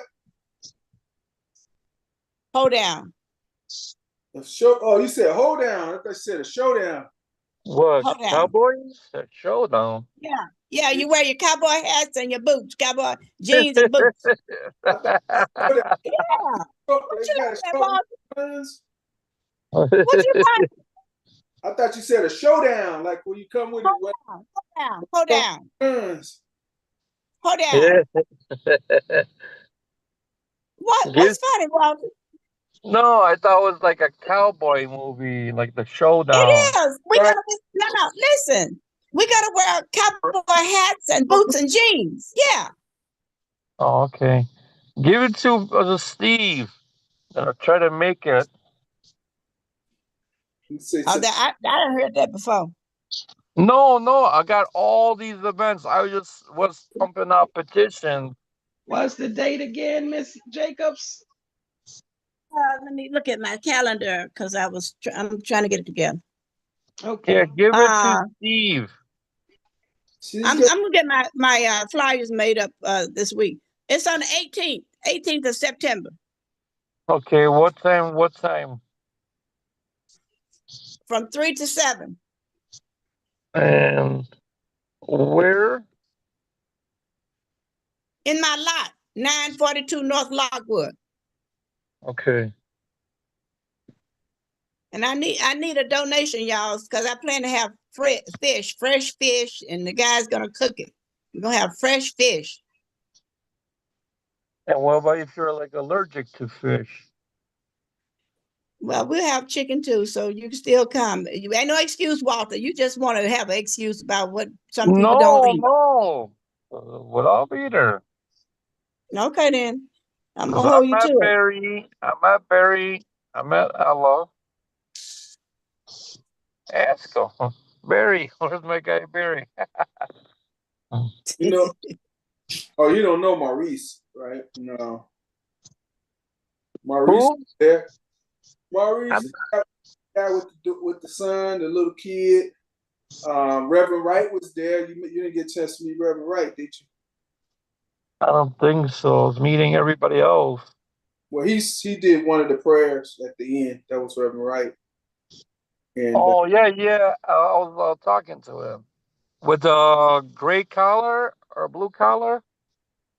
right, yeah, he had a Yeah. clergy collar. Yes. That Reverend Michael Wright? No, that's this Cleote. What's his name? Cleote, right? Yeah. Yeah, I was talking to Jay him. Wright. First it was the lady was talking. Then it was him. He was talking too. So I didn't get invited to that. So I guess little people don't even get invited to all of that, right? Why you didn't invite her, Walter? Oh, You. you're the one that posted the flyer. You gave it to me. Yeah, it is. No, that's all right. Honestly, I know I don't stand to the You know, the they had high a tech folks. hey Barry could tell us they had a dinner yesterday at the church again. Barry. Barry got his thing off, Oh, his speaker off. Hey, Now it's on. yeah, hey guys. hey Barry. Yeah, Hello, Steve. Barry. Hey, Walter. Hey, Brad. Barry. Oh, Camilla. Hi, Hey. Camilla. Your voice sounds different. You Yeah, have a cold? I'm a little under the weather. Oh, Oh, wow. I came back from your city. I was in New York. oh, yeah. And oh, really? So, what happened weather-wise out there? Oh no, it was very hot there. But that's the thing, Oh, walking around in that heat, and then you Oh go my in oh, the God. building and they have the air conditioning blasting. So yeah, Mm. yeah. you Oh, Oh know, my geez. goodness. soaking Oh, Mm-mm. wet, walking around, your clothes soaking Mm, wet from sweating, walking mm, everywhere. mm. Then you go in the building, they have the air conditioning blasting. Yes, Lord. There it is right there. Yeah, my body couldn't recoup. oh, Yeah. Mm-mm. oh, yeah. That's Um, it. But Camilla, did you mention to anybody about the ballet that your granddaughter was in? oh no, I didn't mention it to anybody. Oh man, I mean, top she of the top. And well, Raheem's on too, so we could get a full report on all that. yeah, Raheem can tell about it. You told me.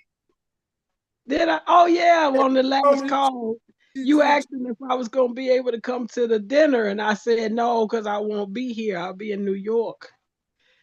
So Oh, yeah, oh, um, I'm sorry you yeah, my got granddaughter's still there. She didn't come back home with us because they yeah. had to stay there, and they're rehearsing for the big show that's coming up in another week or two. Mm. Oh, wow. Yeah. Raheem, are So, you able to get on? He's on there. She got chosen to dance with the Joffrey Ballet. Oh, Okay. Yeah, that's so it Raheem, was nice. the So it was Joffrey. nice seeing you, Barry. what was that? It was nice seeing you, Barry, that Oh. last Sunday. Yeah, yeah. Well, I wasn't part of the Joffrey Ballet when I was seeing you, Walter. Come on. Yeah. No, that's incredible, Camilla. Congratulations.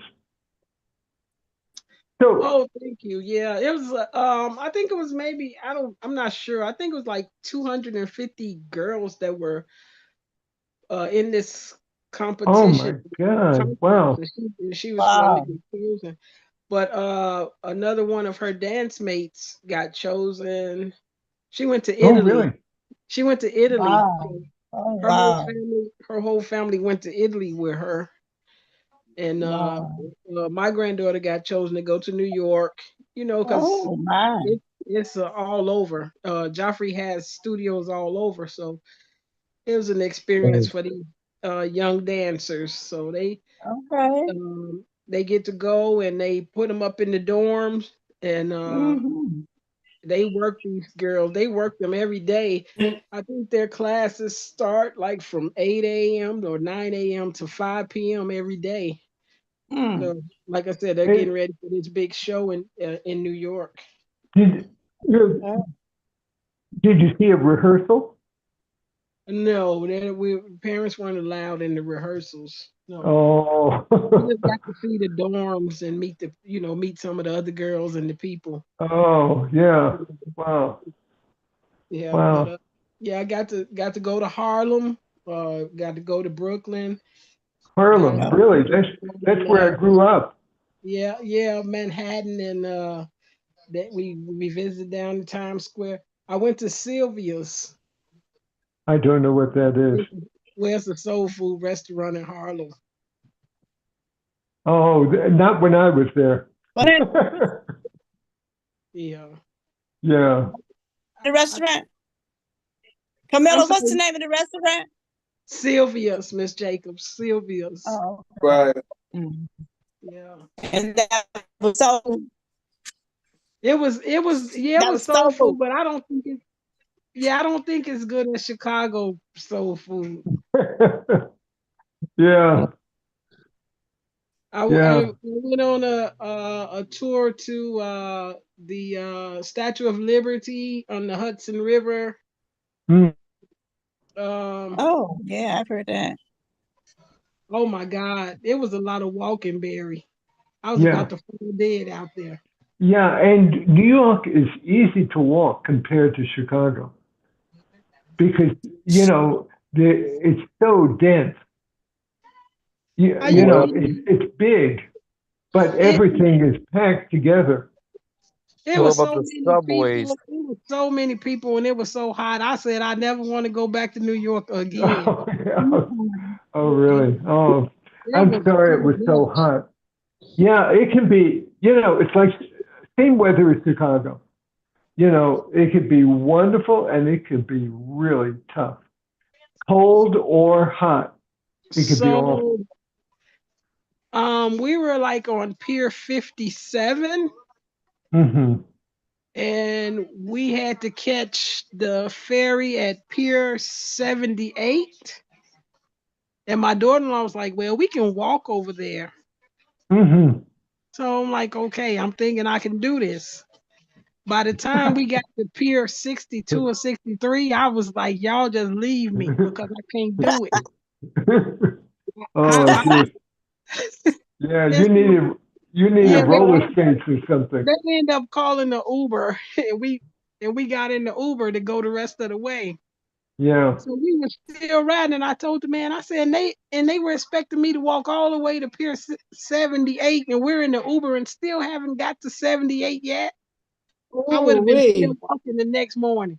They would have been called. They would have been calling the paramedic, and it was hot too. Shoot, girl, please. Wow. Oh, Yeah, it yeah. was. Sorry about the weather. Oh no, Ca- I'm sorry to take up the time with that, but there you go. Thank you. Camilla, one last thing. Did you see where the dancing will be? Did you see the theater? No, I didn't. I didn't get to see Okay. where the. But they're going to be going back for the. They're going to be going back for the big show, but Oh, I'm not going to go back for that. oh, oh, Yeah, really? Oh, yeah. okay. Well, I won't be able to go back for that. yeah. Yeah. And well, thanks, Camilla. No, thank you. Sorry, y'all, to take up the time with that. That's all right. No, that was Steve, something did, different. Okay. Steve, Everybody, yeah, did you still want me to say anything about the Swahili Culture Expo or not? Yeah. It was wonderful. I really enjoyed it, but there were very few people, there was one person from the Baha'i faith, and other than that, it wasn't a big crowd. It was a small crowd, but it was really interesting to hear Catherine's description. And what came out to me is, and we're going to meet tomorrow, have our meeting and follow-up discussion. But I think it would be a good idea if, when we have these community meals, people talk about their various traditions that that they identify with. Like Walter, you came from Poland? No, I was born here. Oh, you were. Background is Polish. So your parents Yes. live? Yeah. So, in other words, for people to talk about their cultures and for people, for us all to get some idea about what our cultural experiences have been. And That's what what- about yourself, Barry? Well, my parents were. My father was born here. My mother came over.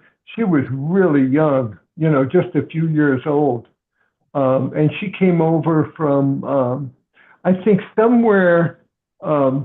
It was Pinsk and Minsk, and it was the Polish Russian border. Okay. So it was, and then on my father's side, I don't know where they're from, actually. Huh. I never realized I didn't even know that. No. Do you Because my speak? main connection, no, I don't. My main connection was on my mother's side. Do you speak a different language or no? No. No. I mean, that's Well, good. I have some seniors. We want to do a circle in my lot, hopefully before it get cold, to talk about what Barry is talking about, how we came up from the South and how Right. yeah, I want to do this in my lot. Yeah, before that's it what gets I'm cold. thinking we should all do, is more of that, because I think for one thing, it's a way for young people to get more of a course, sense yes, of, yes. of what our deeper connections are. Yeah, yeah. Yeah, I had thought about it in the past, and I had talked to some of the seniors anyway about it, and they're ready to go. So I Yeah. just gotta get the date, and we can do it before it get cold. Miss Jacobs, so what do you think of this idea of having more than one culture described? For example, at a gathering. No, that's what I'm saying. This is what I would like to have. Yeah. I had thought about it, and I had brought it to some of the seniors about this is what we want to do a circle about different, how you was brought up and where you came Yeah. from and all of this and all that. Yes, we could Yeah. have it. I mean, we could really set it up and have a great time.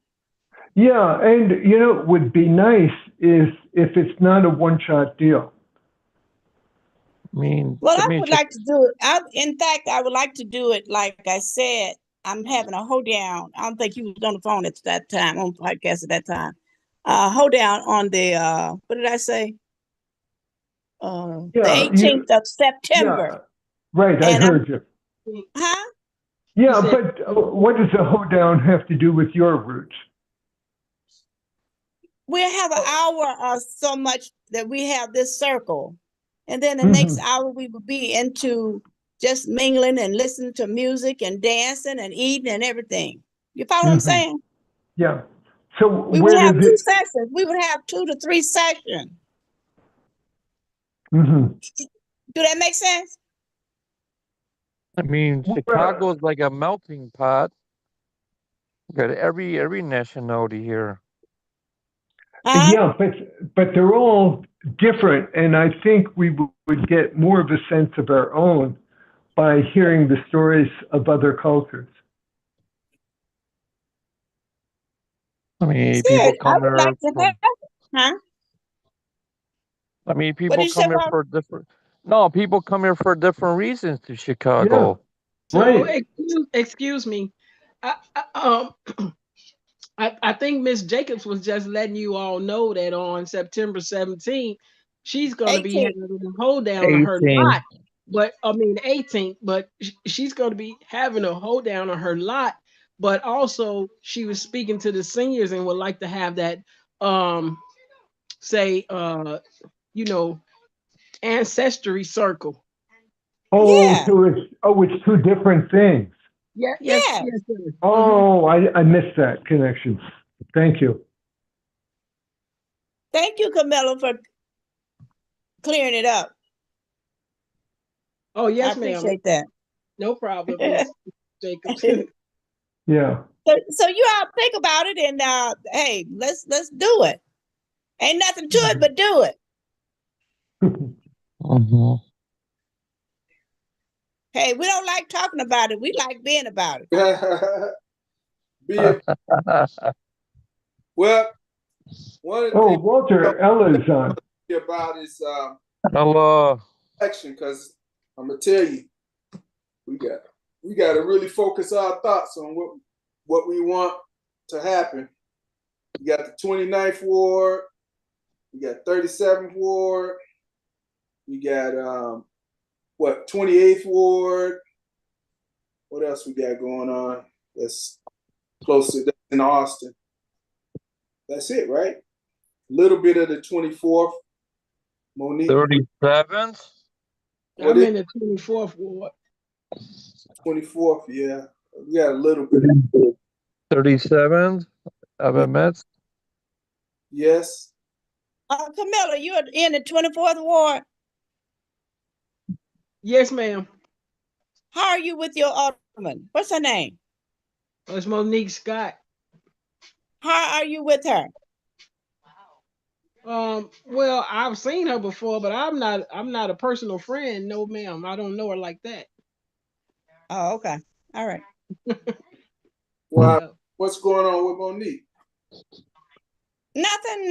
I know my church is over in her ward in Right. the water is in the basement, and I didn't know. But yeah, I've got to talk to some of the deacons. They need to talk to her Well, about the sewer over there. if you just now, just because I don't have a personal relationship with her, I have had to call over there to the office over there off Roosevelt and Kedville and Keeler rather, and speak to somebody about some things, and they have, they have helped me as much as they could. Okay. Yeah. So if you just call over to that office, they'll direct you to the people you need to speak to. Okay. Yeah, All like I right. said, my church is in that ward. I'm at 4220 West 18th Street. And that water is going into the basement of that sewer over there. I think on the streets. Mm-hmm. Yeah. It's close by Roosevelt, isn't it? Well, it's closer to 16th than it is Yeah, to it's close to 16th and Roosevelt. Okay. So what's going on? The water's going into the sewer. Wait, the Going sewer? into the basement from the sewer, from the the sewer back the up sewer on is the back outside. into the basement. Outside? Yeah. So does it just need to be clean? I don't know. I really don't know. I know Is when we that got to the church today, city they were sewer? mopping up water in the basement, huh? Is that the city sewer or your sewer? No, it's the city. Oh, okay. That's pretty backed up. Yeah. They got a lot of Yeah, leaves, you know. maybe tomorrow, Miss Jacobs, when you call 311, also call over there and let them know so they can get somebody over there right away, because that also will bring other situations into the You're basement. right. You're so Yeah, right. And mold and all that. No, I ain't yes, talking yes. about no mold, but don't want no Yeah, you're food. right. Well, I'm gonna have the deacon to get on that. That's what they're supposed to be doing. I have them tomorrow to, get on it. How long your church been there, Miss Jacobs? How long it's been there? Yeah. Ooh, Lord, I don't know. That long? I joined there in I think it was like 70 something. Really? Mm-hmm. Mm-hmm. But no, I probably was there because I know it's right across the street from Mason. Mason. Right. Yeah. Right in front of it, right behind. Yeah, it was water down there. No. Mhm. Yeah, that's Yeah, Where's but it anyway, from? you guys think about September the 18th. Think about it, pray on it, and hey, we all get together and we're gonna make something happen. gonna have a rodeo. Yeah, baby, I'm gonna have a band. Yeehaw. I'm gonna have a band. We're gonna bring it all the way. Boots on the ground. Boots on the ground. That's No, right. the other Boots on side, the ground, girl.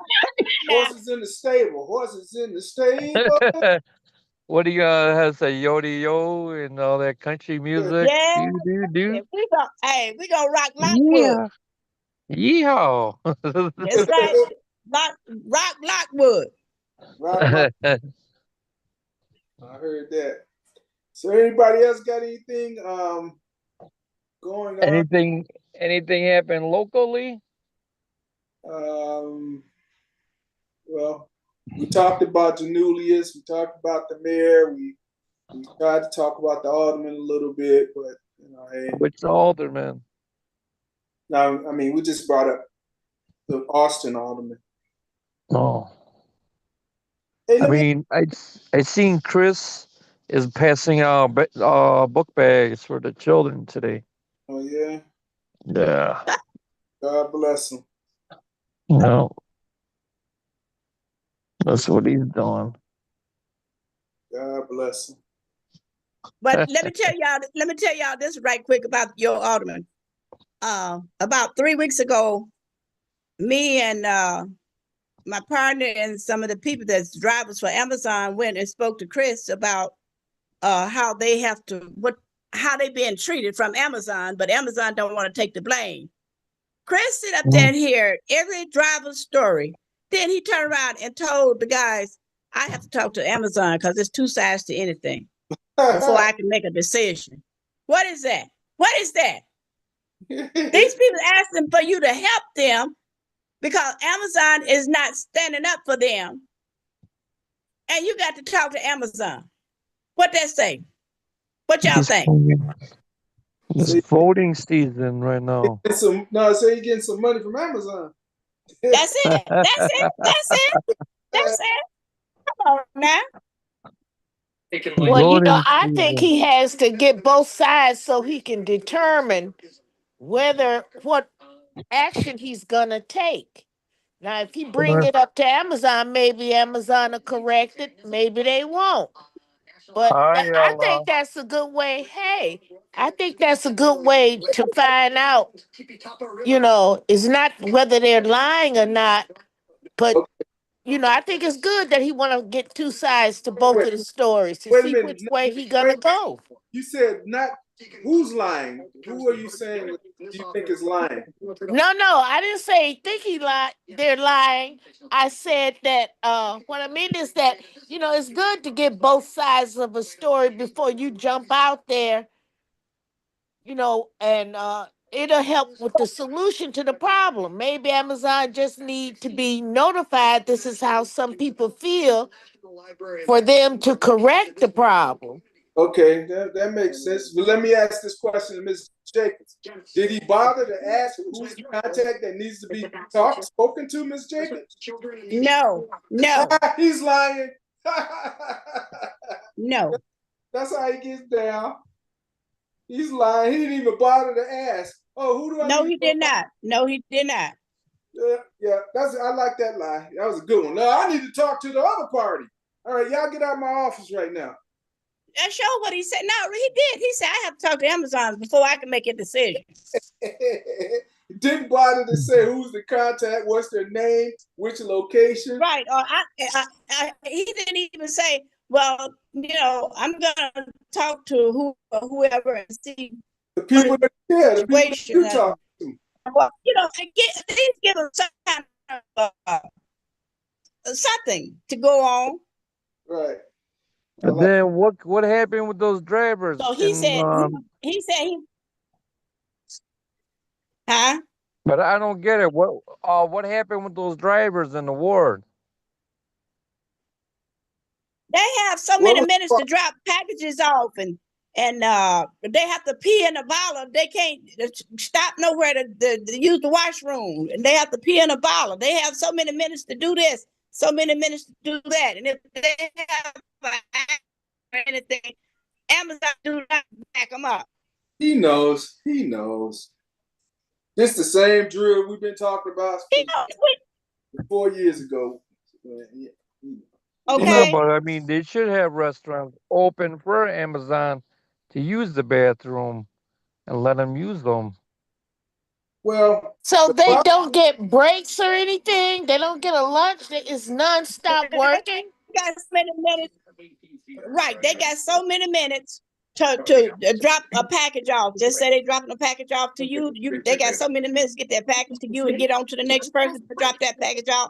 And it's just a lot they talk about. Then they can't, go to those service stations, use the washroom because they got to be on the clock. But this is not No, that's Amazon. not fair. That doesn't Miss sound Jacobs, fair. Miss Jacobs, excuse me, is that a union position? Are they backed by a union? I don't think so. No, No. I don't Okay. think so. no. Okay. Because then that's a different story. He would have to speak to Amazon and speak to the union. Yeah. But you said that's not a union position. No. No, they don't have a union in Amazon. I know a couple of years back, one of the guys that worked there was trying to form one, but I don't think it ever got off the ground. Right. Okay. Oh, look at that company, a multi-billion-dollar company, and he outsource everything out. Amazon. There's so many packages now. That's like it's nuts out there. Yeah, and this is what they saying. I mean, they out there hustling. Oh yeah. Yeah, but a lot of them they're privately. A lot of guys got to get their own car insurance now. If you want everyone to drive for Amazon by yourself, you got to get your own insurance. You got to pay your own gas, wear and tear, and then you got to hustle, take pictures. This is nuts out there now. Oh yeah. It is. But these trucks, Amazon, what they have a contract, a lease, or something with Amazon, or Amazon with them, or however way, something like that. But they are saying Amazon don't stand behind them when something happens. You know what I'm saying? They don't take the blame for it. You're just a number, pretty much. Right. You know. So yeah, that's what they're out there fighting for. And he's a multi-billionaire. How much money can you make? Well, they don't care. They're making the money. Hey, whatever it takes for them to make the money, that's what they do. They don't give a care about how you get there, whatever. Yeah, but you got to rush, jeopardize your safety to bring that package in there. And a final Jeopardy response. Well, who's their supervisor? Isn't that the next chain of command that's putting this on them versus the Amazon owner? Could it be that it's the next manager that they have to go to that's putting up these things? I don't know the details. I know that's what they was asking the alderman. Because I think it's the supervisor or the manager is the next one that's putting these things in practice. No, I think it's across the board.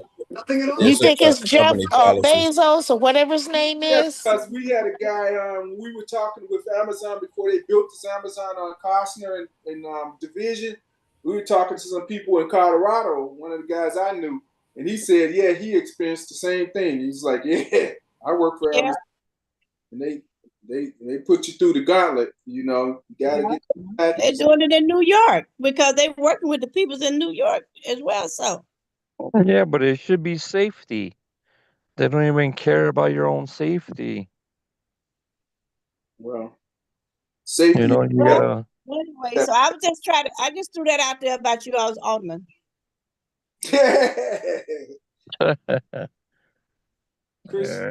Christopher Kringle. Mr. Kringle. Mr. I'm gonna tell the truth. Anyway, y'all, it's getting a little. And then look, how can this guy run for 2 spots? Secretary of State and for mayor. Who, Janulius? Yes. He's got to give up something. Well, I don't think he said. I mean, it's speculated that he's going to run, but he hasn't come out and publicly announced that he's running. Announcement today. Yeah, it's out there. He made it today. Yes. Okay. So, but how that work? So, I mean, he's getting one side is comfortable, so he's not gonna lose. So he's gonna give it to somebody else, the Secretary of State, if he wins for the mayor race. I guess it would have to go to the next person that was in line with the votes. Yes. It's a No, lady. there's I only don't know her name. It's a lady running. Diane Harris. Okay, I know it was a lady. She's You a talking nice about that lady. Susanna Mendoza is also putting her hat in for mayor. Yes. Yeah, we know that. That's about what, 10, 15 people running for mayor? Yeah, plus Kimani want to run, so Who? yeah, No. yeah, Well, okay. yeah. So Oh, All who is right. the top? Who's the top 4 or 5? You know, got Willie Wilson is running. You got Suzanne Mendoza, Alexius Denulius. You got Brandon Johnson is running, and who else? Well, I Kelly want to know and all Quigley. these people what they can do so special and different from Mayor Johnson. That's what I want to know. No, but they want to sell you like a bridge. right, what are they bringing to the table that that's I mean, what is so special? What they gonna do? They gonna turn the whole city around? I mean, there's a lot of jobs are leaving Chicago. Businesses left Chicago. They're putting all this gambling stuff everywhere. That's waste. Why are people even gambling? They're just throwing your money like in the garbage. Gambling. But They you should know have. what? The companies that's here is not even hiring. And this is the honest truth. And I can verify this. Just like last week, I had like 4 people to come to me, and I sent them over to Freeman Seating. And they, on the online, these positions was open. And I Wow. asked them to go online and do the application. They did the application. Do you know they haven't hired them? Wow. no, So the airport is always hiring, but you got to have a good record. You got to pass a drug test and background check. But so I guess you have to have transportation, or either L goes out there too, right? Yes, the blue line. They're always hiring at the airport because that's where the most jobs are. I mean, a lot of other companies left Chicago. A lot of companies left Chicago. Unless you got a trade, you could keep your job, but there's a lot of a lot of jobs left Chicago. Well, I even had this program, that 548 Foundation, down on Lake Street, and what was that, the other year? But they said they wasn't hiring ex-offenders. This program for this solo paneling or whatever that was. right. No, I don't. I disagree. I mean, they should hire ex offenders. Because what are you gonna do? Have like a roller coaster, like a circle back to Well, jail? this is I what the mean, lady, she was from, I forgot, she was from Maryland or somewhere, and this is what she gonna tell me. No, I mean, we had some disagreements and everything, but yeah, it but is what it still, what do is. you want? People want to straighten up, get a job, but the people are just closing their doors on them. No. Well, some What people happened could to do the that. city programs? They used to have that. The old ex-offenders. Yeah, that clean slate. It's a young lady on Yeah. down my block here. She's working for clean slate. That's good with CTA. But you know Yeah. what? That's a problem getting in there, because some people have came to me and they said you have to go through all kind of loops to get in there. In fact, you really got to know somebody to get in there. Yes. A lot of So those that's what's going companies. on with that. I know that for a fact too. Is Yeah. the Safer Foundation still in existence? Oh yeah, it's still What Safer Foundation, yeah, you go to their classes forever and forever, and when you get out, you don't have no job. Oh wow, Oh, because they wow. used to be really good at that back in the day. No, but the city used to have that. City of Chicago. Well, I'm telling you what they tell me. Oh, wow. So they're taking away resources for everyone? I don't know, but that's what they tell me. I've had people to come to me and tell me about Safer. Yeah, we went through the program, but after we finished the program, they couldn't give us no job. Oh, wow. Seem like everybody's taking the resources away. Wasn't nothing too safe about that, huh? No, nothing That's safe. supposed to be the go-to, but yeah. No, it's just hard times right now. You know, Or everybody. just second chance. They used to have those second chance. The only people that I know are not complaining at this point are people that are on fixed incomes that have decent pensions and their mortgages are paid and everything, and they might complain a little bit about gas here and there, but they don't even complain about that because they're not burning a lot of gas. They're not going many places. And they're not taking a lot of vacations. Those are the only people I know that are really not complaining. But people that are older and don't have any of those things in place, problems. Younger, problems. I mean, people getting out of college, master's degrees, problems. I don't Wow. hear a lot of They problems. let those teachers. If they let a lot of those teachers off, where are they going? More problems, That's it. I don't know. I mean, we're not teaching children just to work for somebody else. We don't teach children how to start a business. No, but they do have business. They used to have business classes in high school. Yeah, what happened? Hey guys, I just wanted to say good night to everyone. Yeah. All right. Good night, Barry. Good night, Walter. Good night, Ella. Look like Night, everybody like coming on at 8. Good night. Well, good night. That's right. Good night, Raheem. everybody. Good night, Barry. All right. Good night. Good night. Everybody's 18th going of now. Good night, September, Miss everybody. Jacobs. Yeah, we're gonna 18th of September, everybody. early Okay. bird specials. Good night. All Have a right, good y'all. week. Night night. Where are they going? Yes, And Michelle, I'm told you had a leg up when you got that job.